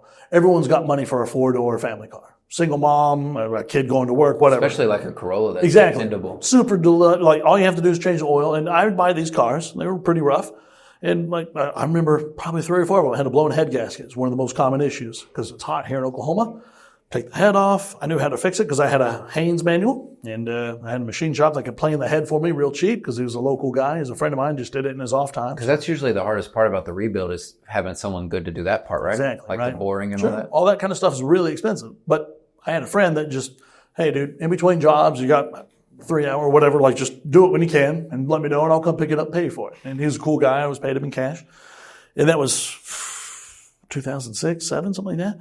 And so like, to plane a head takes 10 minutes. It's basically a machine like this, and it has like a spinning disc, and just zzz, and then it makes it flat again. Voila, easy. The block, most of the time, the block was good because the block is made out of different material. I just put a head gasket, and, put the head, and make sure the valves and everything. Usually, I'd replace the valves because you can buy a whole kit for like $50 and do all that. And if normally what I do is kind of like check the compression. You have like a gauge and that kind of stuff. You can do all this, but like very, very simple if you've done it once or twice. The first time, of course, took me like a week. And then the next time I did it, it took me a few days. And then I got to where I could like do a head gasket in an afternoon because you get better, right? It's just time and time on the wrenches, I think, also helped because I was a pretty new mechanic. But my mom was always amazed. She's like, I just made $2,000. Yeah, I added value to the car. I painted the wheels and shined it up, made it look nice. It's got a new engine. I drove it for 2 or 3 weeks. It still runs and drives great. Like, this is a nice car for someone to drive. And she was just flabbergasted in her mind that, like, you could buy something for little of nothing and then sell it and actually make money. In my mind, I'm thinking, like, but I'm buying it broken, kind of the same with my apartment building. I bought a really shitty building. I can't change the location, but I can change everything else about the building. And that was my idea. Instead of buying more units, just gut this bastard, rehab it, and make it the nicest thing in the area. And I was like a very early adopter in the Plaza District because I think I bought that building in 2007. Trying to think. It's been so long. I'm getting old, bro. You're pretty close to my age. Don't say that. Yeah. Well, I say that. It's all relative, right? Because we'll give all the money we have in another 30 years to be back where we are now. So I bought that building in 2007. I think I paid it off in 2011 because I was just working overtime. Oh, yeah. And you paid $151. Yeah. But I mean, it's still $151. When you're making $13 an hour, mathematically, that takes a long time. And that's not as, like, it takes a lot. I'm just on the Dave Ramsey kick where I had envelopes. This is my gas envelope. This is my food envelope. I couldn't really drink because I was underage, right? So all my buddies would go to the bars. Some of my friends would sneak me into the bars, but I'm working 100 hours a week and I don't have time to go party. And I wanted to meet girls and hang out, but like, I wasn't able to be a good boyfriend because, like, sorry, I got to go to work. Well, I'll see you next. How about next week? What? Where are you going to be for 6 days? At work. And they'll be like, you lying piece of shit. I know you're out there chasing women. No, come see me. Come on down. Like, we'll have dinner in front of the hangar. I'll show you the airplanes. They're pretty cool. Like, and that happened several times where, like, girls were like, I know you're out meeting all these women and you're just out there playing. And I'm like, I won't lie to you. Like, I'm pretty busy with work. I don't have enough time for you. I damn sure don't have enough time for another one.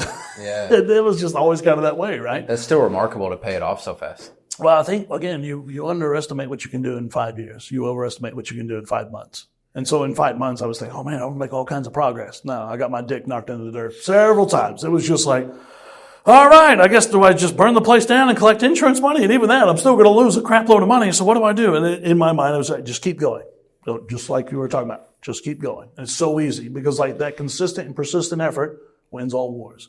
And it doesn't matter if you're talking about physical wars, blowing shit up, or, like, I don't know, a good example, that war of attrition with being poor. If you consistently do that stuff, you will become insanely wealthy. But then I think the problem is in our culture, we don't have enough words to say enough or adequate. And even those words feel like kind of lacking in some way. I feel like, because, like, once you replace your, like for me in my example, aircraft mechanic working income, and you no longer have to work, what do you do? Like, because most people never stop to think about it, because most people never get to that point. And even if you do get to that point, most people think, I need more. And it's never enough. It's a trap, right? It's just like, we live in America. We have giant houses. We're a land of appetite with no taste. You go to, I don't know, Europe, France, whatever, like they have a small flat. They have a small, like, closet, and they have one nice leather jacket. Here in America, we have a giant house with multiple closets, and we have like 20 shitty jackets we got at Walmart because they rip the arm off the third time you wear it because it's cheap garbage. It's a different mentality, I think. And I saw that a lot as I was traveling, because I would work for a year nonstop, and then I would just quit my job wherever I was, go take $1,000 and fly to Peru or fly to France, whatever it was, and just take time away from work and the brain damage of like not having a life, and then just go sit on the beach and drink some beer and just kind of write down in a journal. Yeah, exactly. Like kind of keep on pace and make sure everything's going the way I want it to go in my life. Not what my parents want, not what my teachers want, but like what I want. And for me, the whole goal was freedom. I wanted freedom to use my time for whatever I chose to do. If I want to start an orphanage in Cambodia, awesome. If I want to start a whorehouse in Tijuana, it doesn't matter what you want to do with your time on this earth, but you're doing it, and you're doing it for the right reasons. Yes, like for me, my goal, riding motorcycles. I love bikes. I love to drink beer. I love to see new cultures.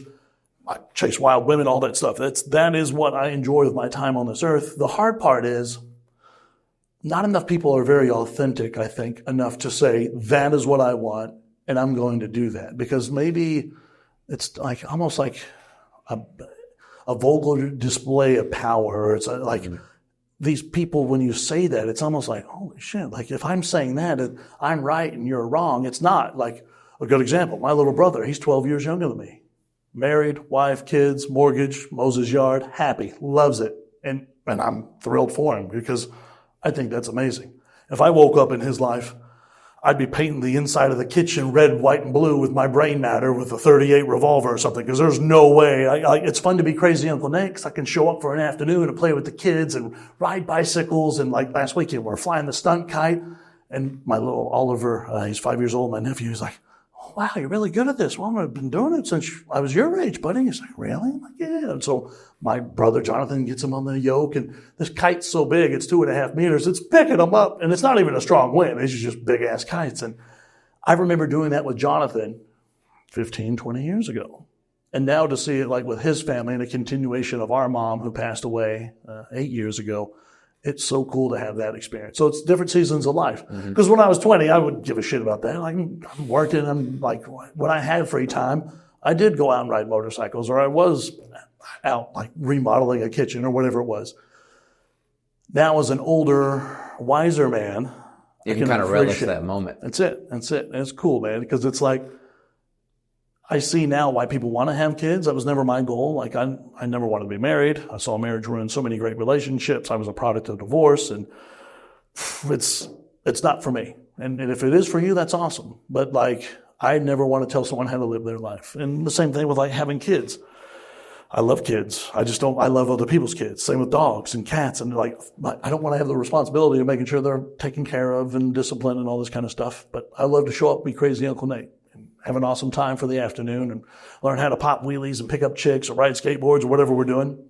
But like at the same time, I also realize there is a time and a place where you do have to have disciplinary actions and thoughts and boundaries and this kind of stuff. So with all your travel with motorcycle travel, like years, months, all these countries, how did you like make sure to live that life, which is super free, but have like the discipline to do what you need to do it smartly? Because some people would go to the traveling side and they'd be like a dirtbag climber that lives with nothing but climbs all the time. But you're like still living a beneficial life. Does it go back to knowing what's enough for you and just living with that? Or what is it? I think two parts. A lot of it is enjoying the moment, but planting seeds for the future. That's always something I try to focus on, because like there's always going to be rainy days that come. I could be the dirtbag, climber, motorcycle guy, whatever, live with nothing. But at what cost? Probably at some point I'm going to be a burden on my family or my friends, and that's something I never want to do. I always want to be able to be self-reliant, and if my friends need help, I want them to come to me. I want to be the one to be able to help. Like, that's just, to me, the right way to live life. And I think also a big part of it was like that enoughness, whatever that word is, the word that we don't have enough of in the American English language, sadly. This is years later, before I started traveling full time. Let's fast forward to like 2015. I got my quadplex. It's gutted. It's remodeled. We're renting them out. We're making good money. It's a brand new building, and we're the first like nice thing there. That's when it's picking up too. Yeah, this is probably like 2014. I got home from Afghanistan. I spent a year in Iraq and 3 years in Afghanistan. So when I got home, finish out the building, finish out the remodel, locked and loaded, got people moved in. I'm like, well, I don't need to work anymore. Like, I mean, I'm literally at the real, this is my Mount Everest of like, since I was 14, I wanted to be retired by the time I was 30. I think at that time I was 25, 26 maybe. But like since 14, that was like the goal. Like, work hard, save money, go to school, be an aircraft mechanic, buy a building, pay it off, whatever. Like, just work the steps, right? Because you can reverse engineer really easily. I think that's the problem, though, is most people never ask what they want, right? So, like, my goal, I wanted to have freedom. And when I say freedom, I mean, like, true, absolute freedom. Like, anything I wanted to do, I figured if I could live full-time as an aircraft mechanic on this money, surely I could go travel or start a nonprofit or whatever I wanted to do with that same amount of money and do it very, very effectively, very efficiently, and very fun. And that goes back to budget and doing things correctly. That's it. And this is, again, why I share all my finances, my personal finances on Instagram every month. I want people to show you don't need $1 million to go do this. Like, I was traveling in India for $1,000 a month. You can't pay your rent here in Oklahoma City for that. Like, that's why I'm very, very open and honest. And anytime someone asks me, I'm more than happy to share what I've learned because I have a different perspective than most people. So, like, going back to the real estate side of things, I was about to buy another 38 units. It was there in the Plaza District, and it was 3 buildings. And I'm looking at this thing, and I'm thinking, okay, this is pretty sweet. So I went from a quadplex to 38 doors. But this 38 doors, I could actually add a lot of value because it had attics. There was 3 buildings, and in the attics, I could have added like another 3 or maybe 5 apartments in. I was going to do one apartment for me, like not a big baller mansion or something. Something to sleep. Just a place to crash pad, whatever. But then the other ones would be like nice apartments I could rent out to people. And that's a value add because with commercial real estate, like we're talking about, it's all based on empirical knowledge. You have your cap rate and you increase your NOI. Well, if you put 4 more units, that NOI is massive, right? Like that's thousands or hundreds of thousands of dollars of value add from a $30,000 investment. It's a no-brainer in my mind. I'm thinking like, all right, boys, let's start loading it up. But at that same time, I moved into that building. I moved out of the quadplex into that 38-unit building, and I was living there. I was running contractors through, and I was going to gut and rehab a few of the kitchens and the bathrooms just to make some of them nicer. So we had like the really nice quadplex, and if that was out of your price range, you can be even closer to the Plaza District. And then you have really nice units, pretty nice units, and then like a budget unit. And those budget units were still way better than what the quadplex I bought was back in the day. Because like when I bought that thing, it was rough, damn rough. But like this place was at least like livable and functional. And I was like, okay, well, we can keep that and polish it up a little bit, do some paint and windows, that kind of stuff, but nothing crazy. But the other units, we were going to kind of go sink some money into it because at that time we could have exponentially gained the rent. And again, we can justify it because the NOI, we can go to the bank, get lending on it, and it's easy. But I'm sitting there in this apartment, and I'm thinking, okay, well, this is how I get to the next level. But I saw what that next level was. Like, everyone here that I knew at that time, because by that time I was pretty plugged into the real estate community, they had a big watch. They drove a Ferrari or a Porsche or whatever.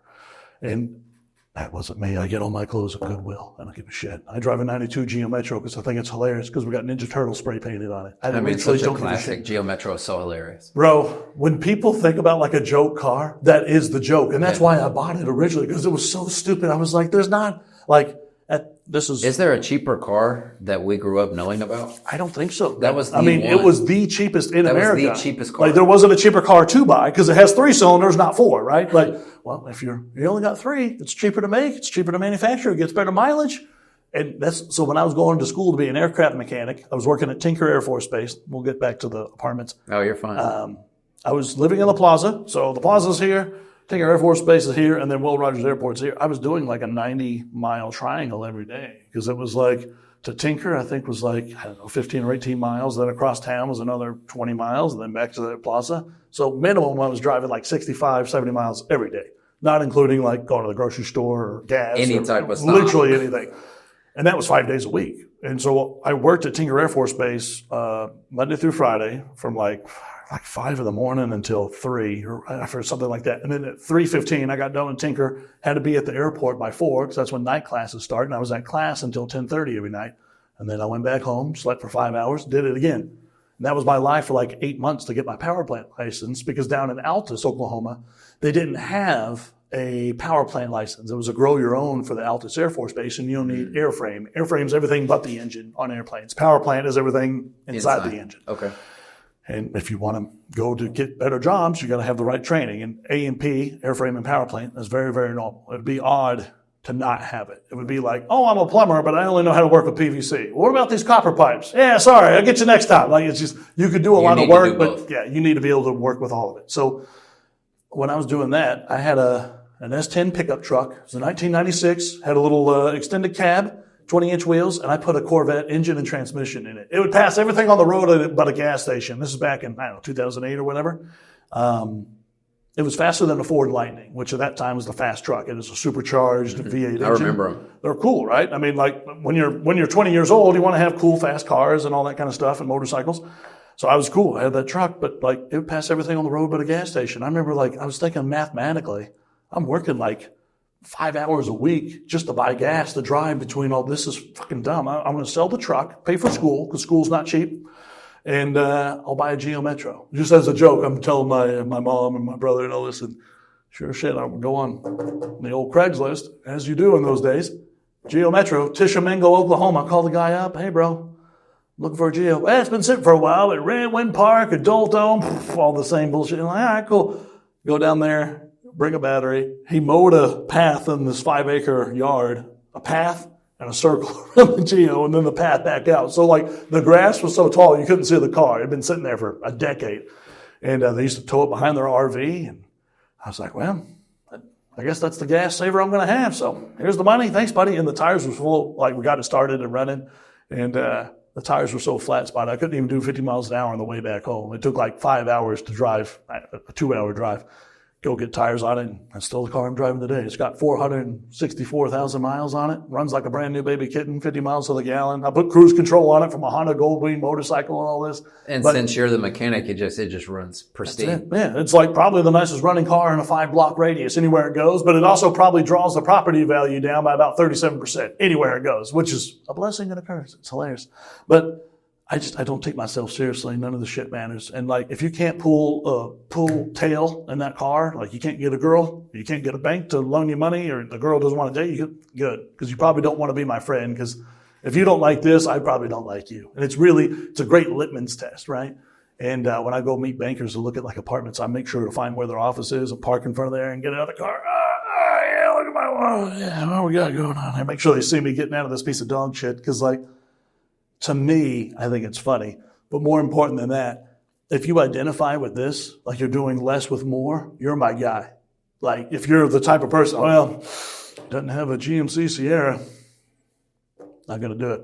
Like that's just who you are. That's fine. I love that so much. To me, it's a really simple thing. And it's the same thing with dating girls. Like if you meet a chick and she's with you, I have other nicer cars. Like those aren't the cars I go meet girls with. Like that, well, I don't want to date American women, but when I do come here, like I'm very humble and I try not to be braggadocious because I don't think that's not how I want to be, and I don't think how other people want to be either. But when I date women, and especially, I'm very much like, look, I'm a very humble person and I just want to ride my motorcycle. And if I really start to date them and get to understand them and know them, then we'll talk more about real estate and investing and that kind of stuff. But that's definitely not like the opening line. To me, that's even worse. And sorry. Tell me. You're just like, drop it. Go on down the rabbit hole. We're so similar. That's like the biggest difference when you're in other countries is a lot of times they don't care as much what you do. Absolutely not. They're like, how are you? What type probably that's it. Most of the women I've dated in the last decade or whatever could care less about money. That's not their driving motivating factor. Here in America, I'm painting a lot of people with a brush, so it's not fair. But like, yeah, here but in America, anywhere, it's just a different. It's what do you do? Yeah, 100%. That's your identity, right? And a lot of it has to do with like your clothes or your shoes or your watch or your car, whatever. And to me, who my identity is has nothing to do with any of those things. Like, I love to learn. I'm a lifelong learner. I'm a traveler. And I say that all the time because it's wholeheartedly what I am. It's not even an elevator pitch. It's just, if I have to choose what I'm going to do with the rest of the time I have on this earth, I want to learn something. Whether it's how to build Swiss-made clocks or what bark's made out of, I don't, whatever it is that intrigues me at that moment, I want to go do it. But I want to be able to like really do it. Like if I want to learn to build Swiss-made clocks, shit, I'm flying to Switzerland tomorrow, and I guess we're going to hang out there for the summer. Get a job, get paid to learn. You'd be so surprised what's possible too when you keep it simple with them. Imagine. Because you can just go somewhere. Like I was talking to my wife, because we have plans to move abroad as well. I'm kind of working on my foundation now. All right, we'll talk more about that later because I'm curious about it. Yeah. Well, you're going to be upset because right now it's single family focused. But, it doesn't matter. It's not right or wrong. Right. I think with investing, again, there's no wrong way to do it. Like the wrong way to do it is to lose money. But as long as you're doing it and you're enjoying it, right? Like to me, I can't tell people how to buy single family because I've never done it. I can tell you how to buy apartments because I've done that. But the people I know personally that have had astronomical success that are worth tens of millions of dollars didn't do it with single family homes. Mm-hmm. Yep. They did it with multifamily or RV parks, whatever the vehicle might have been, Yep. but substantially larger, right? Yep. You can have scale unheard of with single family. Mm-hmm. So that's all I'm saying. Nothing wrong with single family, especially in today's market. There's probably more opportunity there. Yeah, and I'm definitely not taking judgment. No, not at all. I'm just talking shit. But as far as like getting to that comfortable spot where you feel free and then moving somewhere, I'm like, I think, because she asked me, what will you do? Because obviously I work hard and I still play hard, but she's like, what will you do when we go do that? Two chicks at the same time. No, you can't say that. No, I'll be like, I'll probably be like a barista or something. Something simple. Sure. And just do it 3 days a week. And have conversations. I always thought about just being a Walmart greeter. Because I think it'd be fun to have a bullshit job like this. Not that those jobs aren't important, but something that you can have fun with it. Much. Yeah, exactly. And but to me, I always thought it would be like a travesty to use my time on this earth to do something that doesn't serve more than what my purpose is. And I believe I can serve in a much higher capacity. But years ago, I even thought about like going back to school or going back to work at a grocery store, for example. I did that when I was in high school. And just talking with like the kids that are working there. It'd be a great way to kind of be like an incognito mentor. Yeah, but they don't know it, right? Like, just sitting there talking to them, hey, I got this book. Maybe you ought to read it. It's called Rich Dad Poor Dad. It's pretty cool. Just drop it on. Yeah, just like little ninja star, toss, boom. And maybe that seed sticks. You can water it a little bit. And again, you're only there 2 or 3 times a week. So you just kind of build that rapport. And to me, that would be a pretty fun thing to do. But I think I could do it in a better capacity. Of course. In a focused way. But it was still, I'm the kind It is a funny moment to think of. Sure, especially because in the real estate side, it's not, I mean, there's a lot of people that do it, but it's different from like the normal path. Mm-hmm. So when you do that for so long and get to like a freedom level, that's what you think of as something random. Well, and that's the hard part because like most people never get to the freedom level, I think. Most people give up when it's hard, and it's always hard. You can choose your hard. It's hard to be free. It's also hard to work a 9 to 5. Like, choose your pick. Because W-2, I've been there. It fucking sucks. Like, it's also hard being free and knowing like, okay, I have to file my taxes by April 15th. And it's not even 4-hour work week like the book by Tim Ferriss. It's like 4-hour work month for me because I've geared my life to such a point where like once a month I do my finances, check in on my guys, make sure our tenants are happy. And it's really, really straightforward and easy because, again, I have I have a very small portfolio. That was on purpose. I have quality tenants. Yep. Like this is a babysitting job. Everything's brand new. This is a really nice neighborhood. You don't have problems with meth. You don't have people not paying. Like knock on wood, I haven't evicted anyone in 12 years. And because I'm really selective with my tenants, but also we can afford to be because we are in a really nice area with a really nice building. And that's why I built that building to be so nice because I wanted it to be on autopilot. Even if I wasn't here, I could give this thing to Helen Keller and she could figure out a way to run it because it's so simple. Because all a business is it's people and it's systems. But like, even if you have really shitty systems and you have good people, it's awesome. And vice versa. If you have crappy people and you still have good systems, you can still make my building work. Yeah. Whereas if you have a place farther down 16th Street by the Red Dog, it doesn't matter how nice you make it. You're going to have problems 100% of the time. There's always going to be a dead body at least every 2 years there.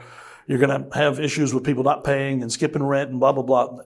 That was not what I was trying to do because I've seen people that have done that, and you can make a lot of money with this D-class asset, but at what cost? It's brain damage, and that to me is not worth it. Yeah, that stress that you talked about, even with your mother. 100%. But I just love your mindset because it shows for people that aren't open-minded that there are so many different That's it. avenues you can take. Sure. You can just figure out what works for you. I hate when people think like they have to do it a certain way. It's like, no, if I get to this number and I get it managed how I want it, we're good there. It's huge. And it's huge. It's such a big deal. I know we could talk about that all day. As we should. Back into the motorcycle. Sure. Let's do it. So when you first started traveling motorcycle across Europe, across these countries, take me through like some of the places you've been, and then I guess we can dive into your most recent one after that. Sure, But just take me through where you've been, because I don't know. So I'm here in Oklahoma City. This is my home. I was living in a 38-unit building. I was about 6 days away from closing.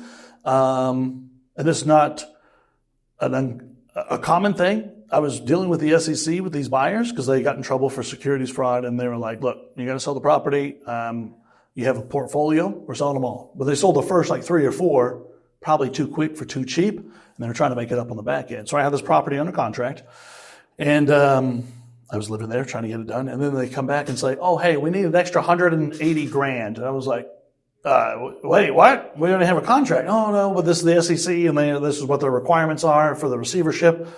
I was like, well, that's not what we talked about like 3 months ago. Like we're supposed to be closing in like 6 days. I can't go back to the bank like, hey, boys, think we can get another 100, like whatever, like just pull it out of our ass? That's not feasible.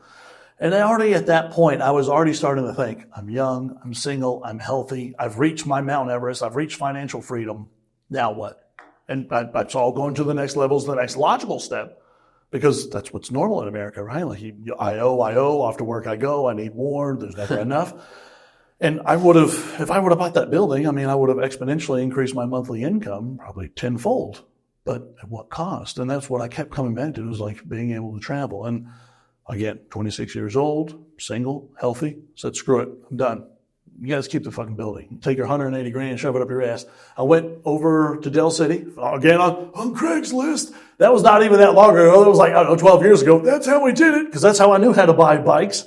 I went and bought a V-Strom 650. Old guy, I called him up. Hey, buddy, love your bike. I've been looking for a V-Strom. It's a great machine. It's got low miles. Yeah, come on over, pick it up. I need it gone today. I was like, okay. I went to the bank. And like I could tell he's a little bit like kind of distraught. He's like, hey, man, I'm glad you showed up. Get married tomorrow. Wife said it's me or the motorcycle. And I was like, what? She's making you sell the bike before she gets married? That's what's happening.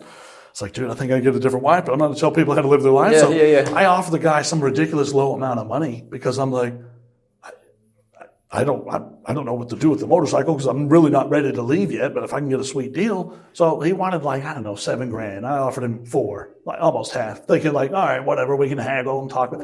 $4,000. He's like, all right, you want the helmet and jacket to go with it? I was like, wait, what? Like 6 days later, though, I'm like, all right, screw it. I got the bike. I'm already down here. I was down in Mexico. I said, screw it. Screw these apartments. I don't need more money. It's not going to make me happier. It's not going to fulfill anything that I really want to do with my time on this earth. It would be fun to do it and have that journey. But again, the cost is going to be travel because I can't just pick up and go for a year or 5 years or whatever it is. So at that time, I was thinking, I'll just ride down through Mexico for 6 months, goof off, have some fun, come back to Oklahoma City, look for another apartment building. And then I just never looked back. It was 2015. I think it was like June 14th or something like that. Left Oklahoma City and over there in the Plaza District. I left that apartment building where I was living because I had to move out because I wanted to buy the place. That was on 16th Street in Indiana. I remember crossing that red light. I was like, adios, I'm going to head south. And for the next 3 years, I headed south. I went down through Central America, South America, Europe, Asia, all that. But like I spent 6 months in Mexico. Loved it. Had a blast. I learned so much about like life and motorcycles and people. And it was just so new and fresh and crazy because it was like the first time I'd ever traveled long term, more than like a few weeks. Yeah, 6 months is a difference. That's a difference, man. And it's also different being on a motorcycle because now you have complete freedom. You're not relying on buses and trains and airplanes. I'm 6'5". I'm a freaking giant. Like it's not designed for people like me in Asia to ride buses. And you can go anywhere. Literally anywhere. And like you just look at it, I want to go up there and see what that's like. And that was half the fun. It was just wake up, leave when you want, stop when you want, eat where you want, doesn't matter. You had so much more freedom. And it was always what I thought it was when I was a kid. I always wanted to travel.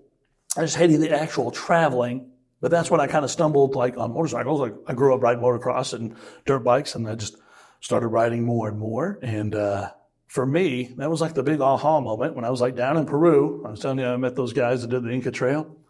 I rode a bus from Lima, Peru to Cusco, which is like kind of where the Inca Trail starts. It's just nothing but switchbacks, beautiful twisties. I mean, just because it's all paved and made to be nice for the buses, for the gringos, because they fly into Lima, go up there and do the trail. I remember thinking, God damn, I need to be on a motorcycle. What am I doing with my life here?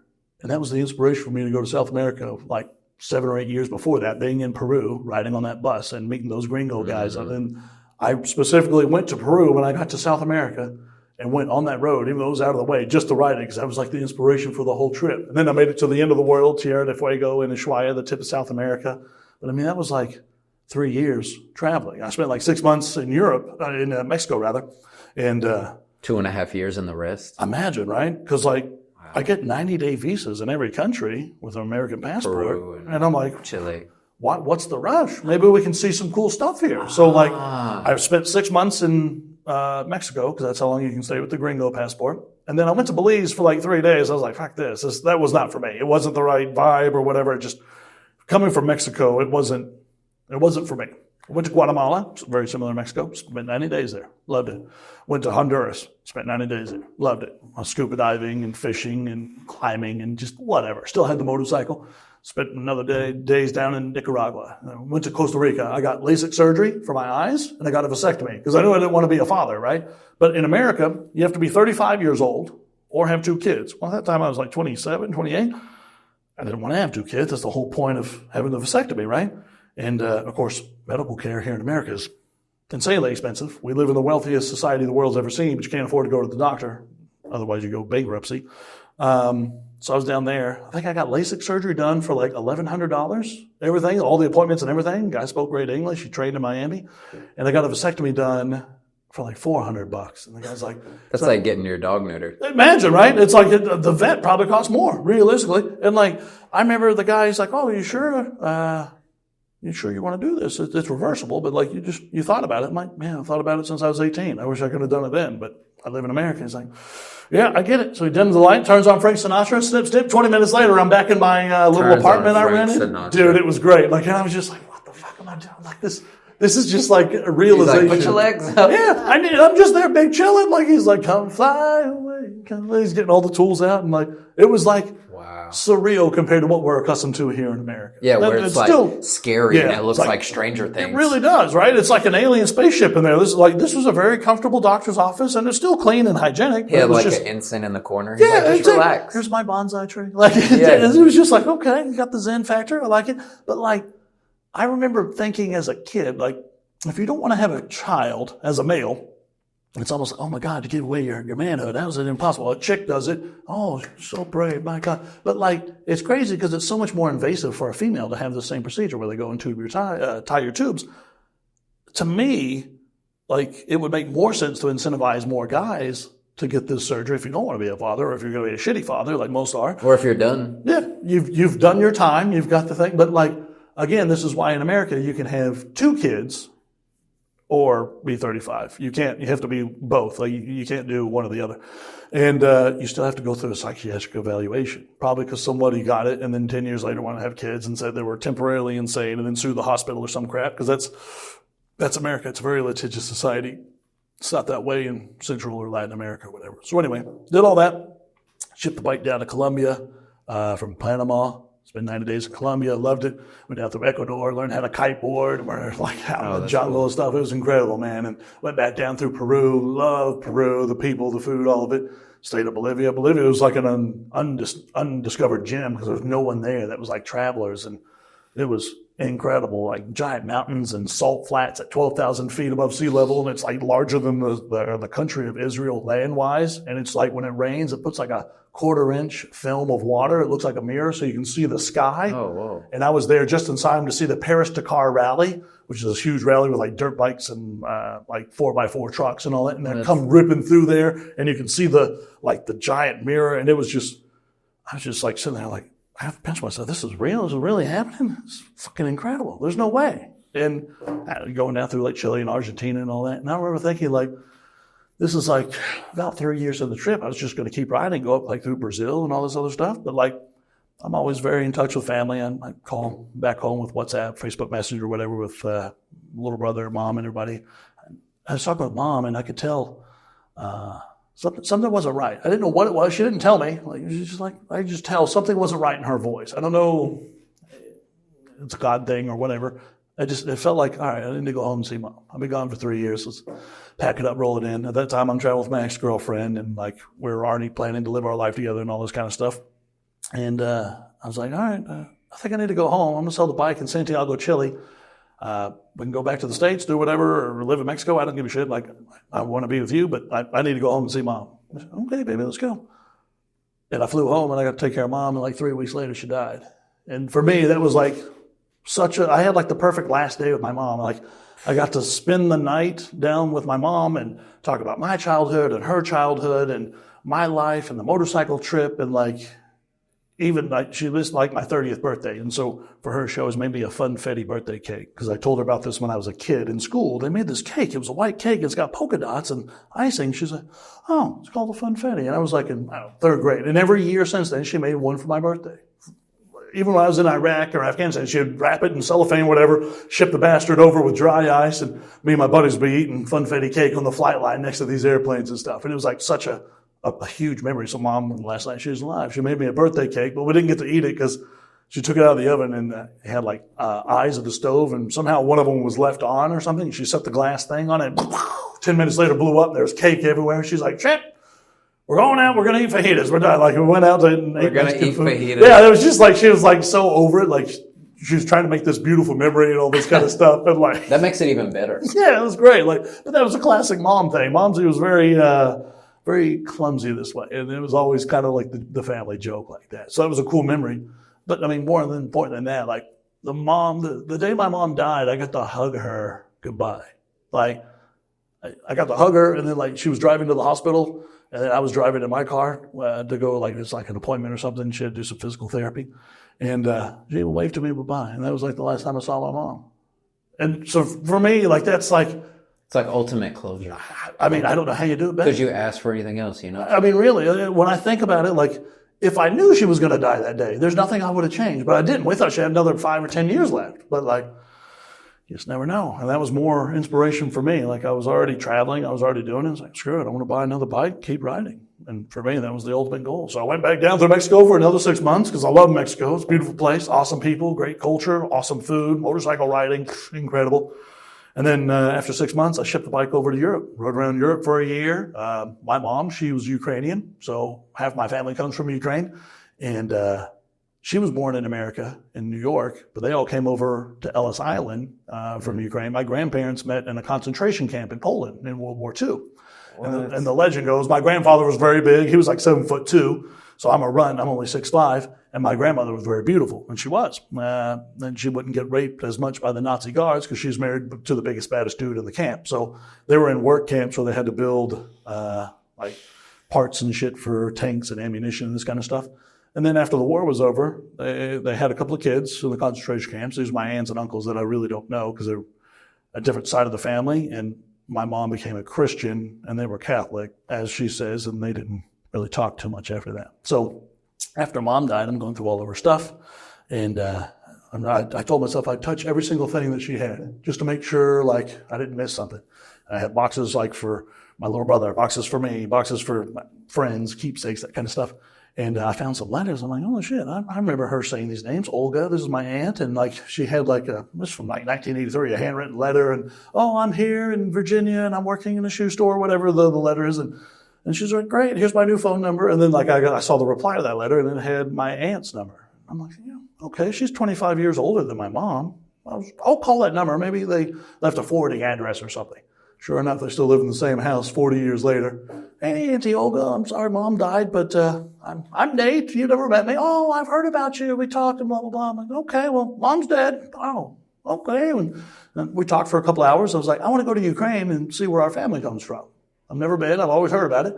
She's like, well, I don't really remember a lot because I was really young, but I remember our family names and the villages that we were living in. And she sent me an email with all that. So a year later, after Mom died, I'm going through Ukraine. This is before the war, 2019, before the coronavirus lockdown, all that shit. And I got to go through the villages, video calling my little brother, showing like where our family comes from. And like, that was like such a realization, like that was impossible to do 10 years ago, let alone like 30 years. Like it just, all of that to work. And we live in the best time there's ever been alive in human history, where you have technology and health and travel and free time and all this. Translate, tickets, Imagine whatever you all need. this stuff. And you can do it all with this little computer that's in your pocket. And it's like just insane amount of technology, but you take it for granted really easy. And so I remember going through Ukraine, loved it. I had a blast there. Awesome people, again, great food, great motorcycle riding, and just such a different world. And especially hearing about this growing up, like, oh, the government's corrupt and the roads are fucked. I went there, well, the government really is fucked. Oh, the roads, they are garbage. Like, okay, yeah, all right. Well, it wasn't bullshit. Like, it kind of lived up to the hype, which is really where, for me, when I talk to people about countries. It's so nice. And after that, like I spent like 90 days in Romania, a couple of weeks, like a month in Bulgaria, a couple of months in Greece. And then this is before the coronavirus lockdown. I hear about these abandoned Walt Disney World castles in Turkey. There's like 700 of them, like just lined up in the middle of frickin' nowhere. And they're like 60 to 80% done. But then the government forced them to stop. Oh, I think I saw it on YouTube one time. Yeah. So it's a pretty big thing. But this is 5-6 years ago. And no one that I knew, I've never heard of this. And my buddy of mine was telling me he's in Greece. He's like, yeah, man, I went there and it's in this village. It's not here. It's like we went on Google Satellite View. He's like, that's it. I'm like, shit, saved on the map.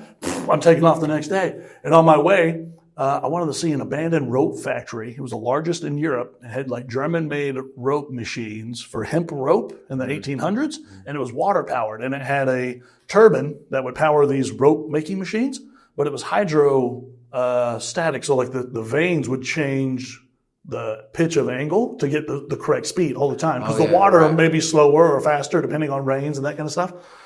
Went out there. I was in love. This is incredible. And it used to build like the most hemp rope in the world, not just in Europe, but in the world. And then years later, like in the 30s and 40s, no one was using hemp rope anymore.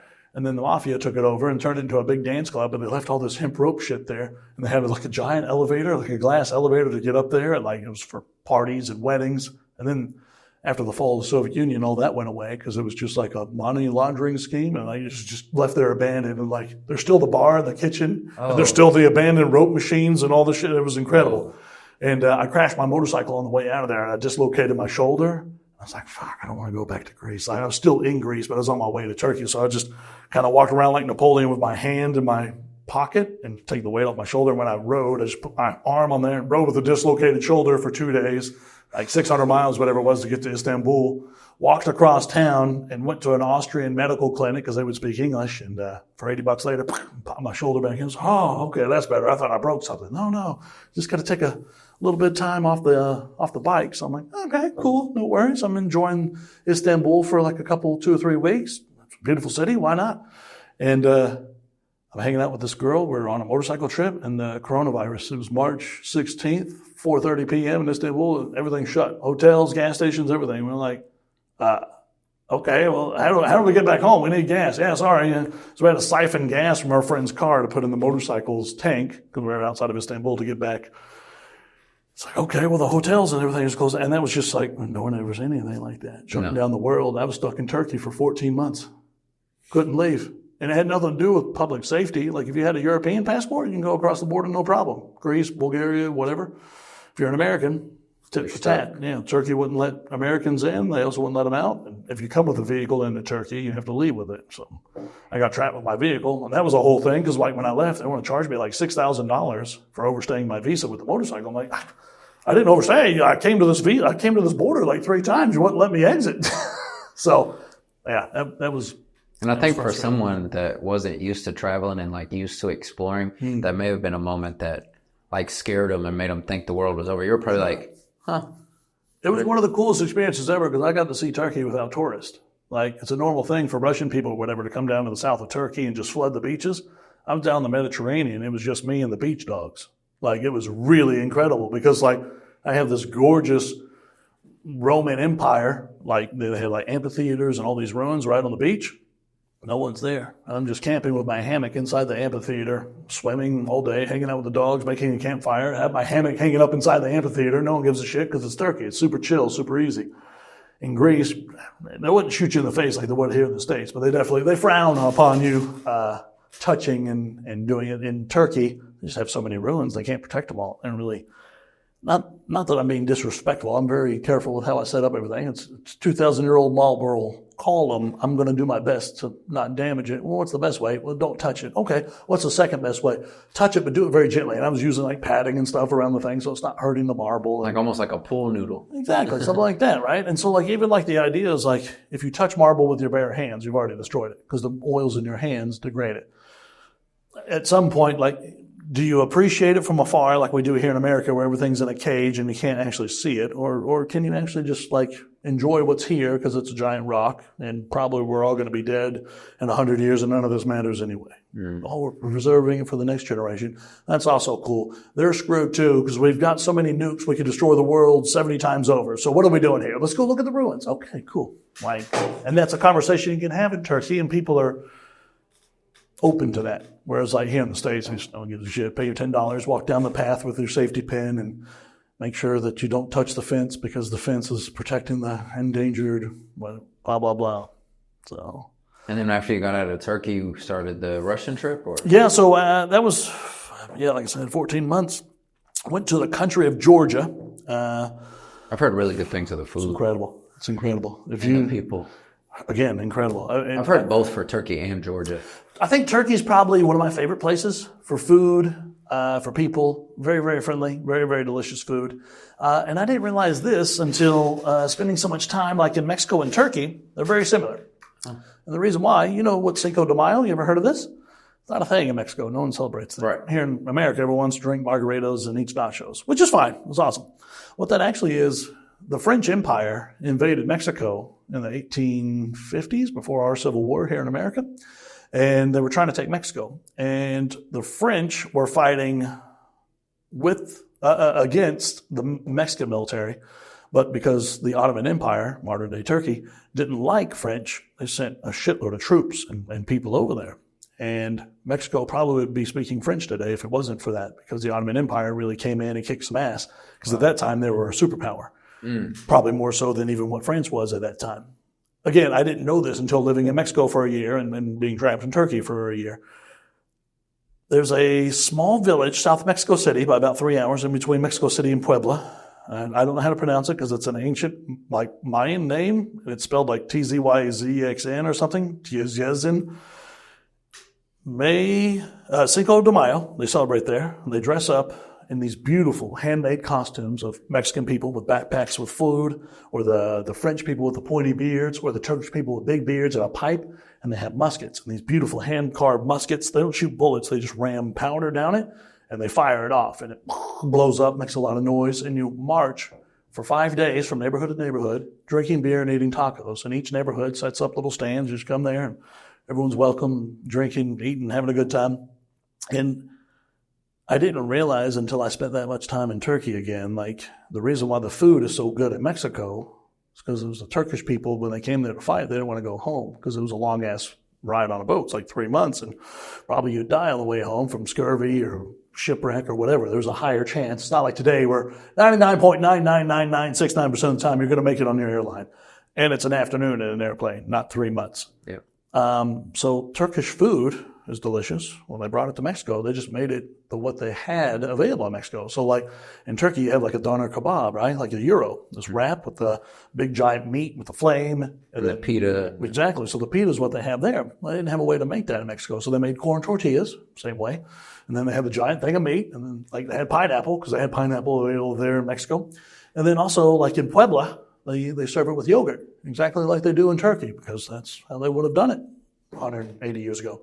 So that's your fun fact for the day. I know. Mexico and Turkey are very, very similar in a lot of ways, and we're all people, we're all connected anyway. So take it with a grain of salt, but that's what I found. That's awesome. You never know what you'll learn, though. And especially because you're escaping your normal American life. Mm-hmm. You're just like learning other stuff, because this sounds so like, not ignorant, but I remember one time I was hanging out with my wife. She had fell asleep, so I was watching some documentary. Nice. It was a Belgium documentary, or a Belgian documentary, and I'm watching it. And this is before we started traveling, right? Uh-huh. So I had only been to like states, and that's it. Sure. I'm watching this documentary, and I'm like, man, it's so crazy that there's this whole other world that I know nothing about. And they like got restaurants and gas stations and presidents or whatever, and politics and sports. And I'm like, it's so funny because you never know what's going to be that impactful to you. Right. But this random documentary of some Belgian thing, it was called like The Lady and the Wolf or something. It's on Netflix. Okay. But just seeing the infrastructure, I was like, duh, there's all this world around you. So then when I did start going to countries, I'm like, no, like there's some people that'll never go to America in their whole life. So like for you to experience it on a grander scale, I know the feeling that you can feel when you're like, this is the world. Like this is their world, or this country, or this country, or we bounce between Greece and Turkey and that's our life. Or there's just like all these other things going on. And that's what I think helped humble me the most and like make me more present and enjoying the moment. Because I'm like, my favorite thing is to be in some random place where no one knows who I am and I'm just eating or having a coffee or just looking at stuff. You're just like, I think that's real living. I think so. And the fun part about doing that when you're traveling, you can literally be anyone you want to be. You don't have to be Nate the Nomad or Gnarly Nate the real estate investor or whatever. Like you can just be a guy. And they ask you, my name's Zach. Okay, cool. Well, we just know you from this moment forward. That's it. And that's, to me, worth its weight in gold because there's nothing I love more. I love to just like sit in a park, whatever, and people watch. And in Turkey, for example, people will come by and say hi. And they'll actually say, like, hi, how are you? What are you doing here? You need help? They're very friendly. Not that they're like condescending or something. They're just friendly people. They see a traveler. They're like, you need anything? That's right. But, the hard part for me is I look like everything. Like, I look European. I kind of look Mexican if I don't have hair and I'm tan because I'm surfing or whatever. Like, a lot of times people come up to me, like in Russia or whatever, and they're speaking like their native tongue. And, like, I'm just like, shit, I don't know how to say it. So I just speak English because that's what I'm most comfortable with, right? But I use Google Translate. Oh, hey, life's good. I'm here just watching the birds or playing with the street dogs, whatever. And like a lot of times those people are, oh, cool. We're on our way to an art museum. Want to check it out? Absolutely. And that's how I've had some of the best experiences of my life is just randomly sitting somewhere, like you said, having a beer, coffee, whatever. Meet somebody and strike up a conversation and just roll with it. I mean, it doesn't matter what it is. I met some people one time at a pool hall, and they were like, a few nights in a row, I had gone to this place, and when I went, I would initiate conversation. Sure. Because sometimes you need to. Yeah, sure. One night, I was kind of tired, and I was like, I don't really want to initiate. I'm the foreigner here. I don't really want to initiate. So I'm sitting there hanging out. This guy walks up to me, and he says, his name's Cameron. I still follow him on Instagram. Nice. He says, my mom told me if I ever see a stranger and they're just by themselves that we need to invite them in the group. Fair enough. And he was like, come hang out with us. Ended up, there's 9 of them, guys, girls. They're people that grew up together. And then now they're in their 30s, early 40s. And they're just having a night together. They don't ever see each other. That's One cool. just got married. All these things. Sure. And we're done drinking and they're like, well, we're going to the club. You coming? And those are moments where you freeze mentally, where you can just be like, no, I want to go to my Airbnb. Yeah, and it's easy to do that, right? Easy. And I was like, no, I'll go with you. Yeah. So they're like, hop in the Uber. So that's awesome. Get in the Uber. And I remember we're waiting in line. And they're like, yeah, we have them, and them. And they point at me. Yeah. And they're like, Oklahoma, do you have money to pay? And I'm like, yeah, I'm good. And they're like, you sure? And they're like, all right, come to the front of the line, Oklahoma. And I'm like, with these random Brits or whatever. And that's just like one example. Just like you're saying with the art museum, just go. Yeah. They're like, hey, 100% of the time, my goal when I'm traveling, or even when I'm not, is say yes to everything. Because in the end, you always regret the things you didn't do, never the things you did do. Even if the things you did do were dumb, I still don't think you regret it because it's a learning opportunity. Like, that's a seminar, right? And when you take that moving forward, like, okay, well, I've done it once, I don't need to do it again. But like meeting random people like that, very, very, very insanely rarely have I ever been like, wow. What a waste of time. Yeah, this is fucking dumb. Like, I woke up in a bathtub full of ice missing a kidney. That hasn't happened, but I've always come back away from that experience and be like, man, that was one of the most rad nights of my life. It's because I met these random strangers in a random bar and did some random shit. And it was Dude, I remember being in that club and there's Australian people there for some reason. And one's rolling a cigarette, and I don't really smoke cigarettes, but when I'm in foreign countries and they're rolling them, I usually want one. When in Rome. So I was like, can I get one of those? And he just finishes it and hands it to me. And then another guy walks up and I think it was like, not a pack of cigarettes, but some type of an amount of cigarettes or something. And he was just like, and just like walked off. It was like his friend. And I'm just like, so then I go outside and talk to this guy and smoke a cigarette. Cool. And it's just so random. Yeah. And there's just these little moments. And again, when you're traveling, you can be anything you want to be, right? Like you can break out of your routine, your normal habits, and you're doing things that you don't normally do. So in fact, it's actually a lot easier to keep doing the things that you don't normally do because you're already like out of that comfort zone. Because the comfort zone's warm and beautiful, but nothing grows there. So like when you're leaving that comfort zone of smoking that cigarette that's hand rolled by some random stranger that just licked it, probably here in America that would be not your normal Tuesday, right? No, to me, I was like, cool. Yeah, fucking exactly, because you're in the moment, right? You're in the zone. And I think even for me, I notice like when I'm out traveling and stuff and you meet girls, it's like, I'm not some Casanova or something, but it's a lot easier for me just to meet people organically that way than walk up to a girl. Hey, how much does a polar bear weigh? Enough to break the ice. Someday down. Hey, I think you're beautiful. Let's go out for lunch. Like you can do that, but I think like your success rate as far as like meeting women that you actually want to spend time with is very, very low. Yeah.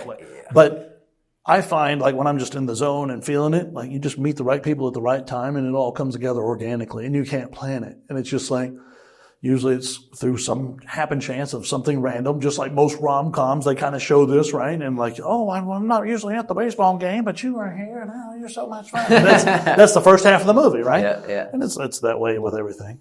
So I think it's so funny because, like I said, we were literally talking on Instagram and I asked you to be on the pod and you're like, well, I don't know when I'll be back. And then I come to my investor meetup here at Copper Creek and you're sitting there. And then you're like, chilling. I may be here for another week. I'm like, well, let's do a podcast next week. Yeah, I mean, that's kind of the thing because I was like, I'm looking at tickets today and I'm like, maybe I'll fly from Oklahoma City, maybe I'll fly from Miami. I don't have a plan put together, but like, I know I'm probably going to leave here in the next week or two. So, well, it shows me it was meant to be. And like, also a few things, like it'll be really cool when I see you on travel somewhere. For sure. It'll be cool when we get to meet again and catch up. You're always welcome on the podcast. Thank you. Also your insight into the business too, because our energy is similar and our mindset is similar to where it's, no, I don't need this crazy thing to be free. It's like, I need what works for me. Yeah, exactly. And your insight to that and just your openness and vulnerability, man, I just appreciate you. I know we're going to wrap up, but that's cool, man. I had to say thank you a lot for this. Absolutely, dude. I'm happy to help. And like, you know, we can finish on this kind of thing. Like, people talk to me all the time about, what does it cost you to travel? Like, that's like one of the big questions people ask, because in their mind, you always have to give up something, which is probably true because you can't always have your cake and eat it too. Yes, sir. I can say for me, I know exactly monetarily what it cost me because that 38 unit building I was living in 10 years ago, I was going to buy it for 1.6, 1.7, whatever it was. It sold for $2.2 million more than what I was going to buy it for last year. So I know specifically it cost me $2.2 million to go ride my motorcycle around the world. And that's not adding the value add of more apartments in the attics or redoing the basements or refinishing the kitchens. That's just having a property and cash flowing it for a decade. Not timing the market, it's time in the market, right? So for me, would I rather trade the memories I've had riding a motorcycle around the planet for $2.2 million? Fuck no. Because I know I'll be in my deathbed looking up at the stars, be like, thank God I did the shit I did when I was young and crazy. Now I can be old and wise and disperse that wisdom. And as you get older, it's so much easier to make money because now you're not young and dumb. You are old and wise, and you can use your mind to grow money and not your body, which is obviously a very finite thing with your time. So, man, I'm glad to be here, and it's cool to connect because we were talking about this months and months ago. And again, I didn't know when I was going to be home. You were across the world. Literally, yeah. I think I was in Tajikistan, I think. Yeah, I literally said, hey, man, I love keeping up with you, and just one day let's be on the pod. And you're like, I don't know when. And then literally I show up, and we were sitting there. That's cool. And we didn't plan it because I didn't know you were going to be here. I came here to see my other real estate buddies because every time I come home, I always want to hang out, talk, and see everybody. And it's like, the easiest way to do it is normally going to like a RIA or a real estate meetup like this because like I got 10 of my good friends all in one room. Yeah. Of course, I go to lunch and stuff with everyone, but people are busy with life and family. I think so. Just to say hi and catch up, and that way I don't have to say the same 10 freaking stories 10 different times. But then go on a one-on-one, have some coffee, whatever after that, and it's awesome, man. I've been blessed that through this podcast journey, I've been able to build a lot of relationships, and I can't express how grateful I am for your time and just what I'm able to build from it with these conversations. It's good for everybody listening. It's good for anybody. It's a tide that raises all ships, I think. But this collaboration, I say that if you go back through episodes, I've said it so many times, It doesn't matter what type of day I'm having. I stay dedicated to come do this. and it ends up changing my life. So That's awesome. I appreciate you a lot. Hey, thank you, brother. I appreciate it. It's good to see you, man. We'll do it again. Yes, sir.